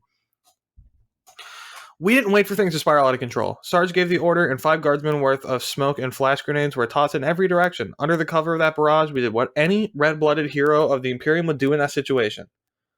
We ran like little girls, while screaming. The nades gave us some cover. Fumbles, partial cloak invisibility gave us more, and finally we had the Tau diplomat as a hostage in the middle of us. We still took a hell of a lot of fire, though. The embassy exploded into a point-blank firefight around us, the air filled with plasma bullets as 2 heavily armed forces with no cover opened up in full auto. We couldn't tell who was winning or losing. All we cared about was running faster. Doc went down first, taking a hit in his leg. Without missing a beat, Sarge grabbed him by the collar of his armor and ragged him along. Next to fall was Nubby, who got spun around by a shot to the shoulder. Tink grabbed one leg and Fumbles grabbed the other and dragged the little trooper along as he screamed and cursed. The final stumble was Twitch, who didn't see the embassy's front door in the smoke and ran right into it. Luckily, the politician absorbed most of the impact, and after 2 tries, Hooper made it through the door. Then we were all in the clear. We were all bleeding. Didn't even we were affect all him. Hurting. But the Emperor was still alive. Or we were still alive. Emperor... Yeah, sorry, Emperor. Sorry, bro. Rip Bozo. Pour one out. Motherfucker dead in the chair. Started laughing and thumping each other on the backs. Then there was a large explosion outside, and we all sprinted farther into the building.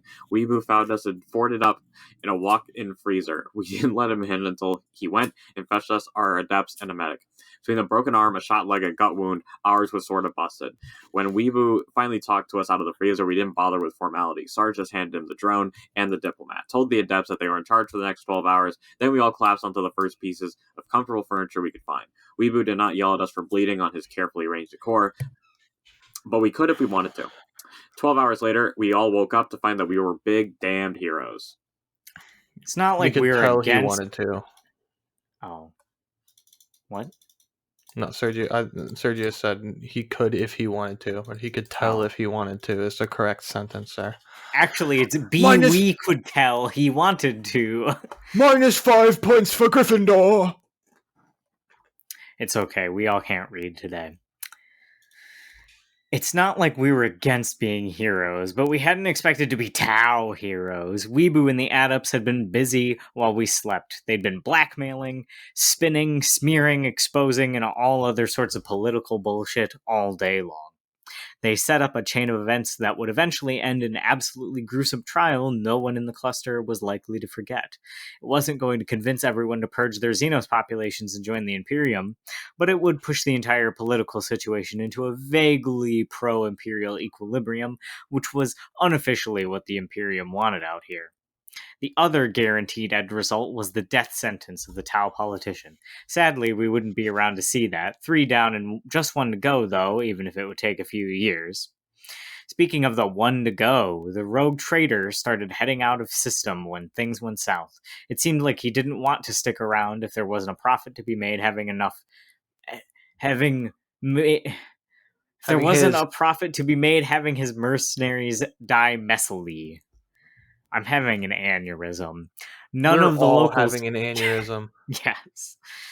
None of the locals gave serious chase. His ship was faster than theirs and big enough to inflict heavy losses if they forced a fight. As he fled, he sent a message to us. Well, actually, his nemesis, Bane John, swearing vengeance. He vowed that name. He still had his raiders. He'd carve a swath of destruction across the nearby Imperial systems in our name. So yeah, he mad. His message sent the rogue traitor warped out of the system, leaving us with rather put-out adepts and Weebu. I'm missing so many words here, and I don't even care. They seemed pretty broken up over how many people were going to die, and how it was at least partially our fault.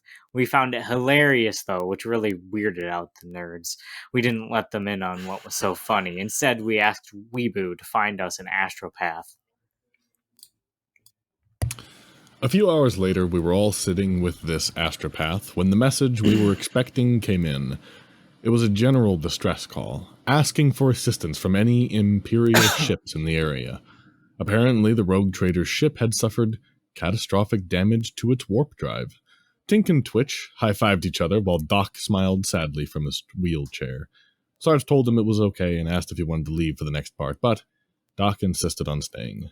We sat with that astropath and listened as the messages shifted from requests for assistance repairing their warp drive to panicked reports that the Geller field was failing. We listened as the requests turned to pleas, begging, and then to curses, and finally to howling demonic voices and roars. Our astropath had to stop there for fear of demonic corruption. Weeboo and the Adepts just stared at us, and then slowly left to get back to their politicking. 4 for 4. Mission accomplished. That's fucking crazy. Emperor forgive us for what we did to the thousands of souls aboard that vessel, but mission fucking accomplished. That's crazy. That's how they. That's so fucked up. That's so dark for really the whole Guardsman party.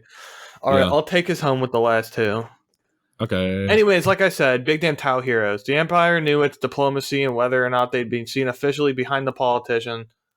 Whether or not they'd been officially behind the politician. When they got reports of his capture, they went into full damage control mode. Most of it was disavowing the politician and anyone who ever walked within half a click radius of him. But they'd also spent an amazing amount of effort praising and publicly thanking us. Not thanking the Inquisition or Weeboo spy agency, but us personally. A bunch of ex-guardsmen who risked their life defying the odds to blah, blah, blah, blah. We got painted as these sort of heroic deserters fighting for truth, justice, and our own personal version of the greater good.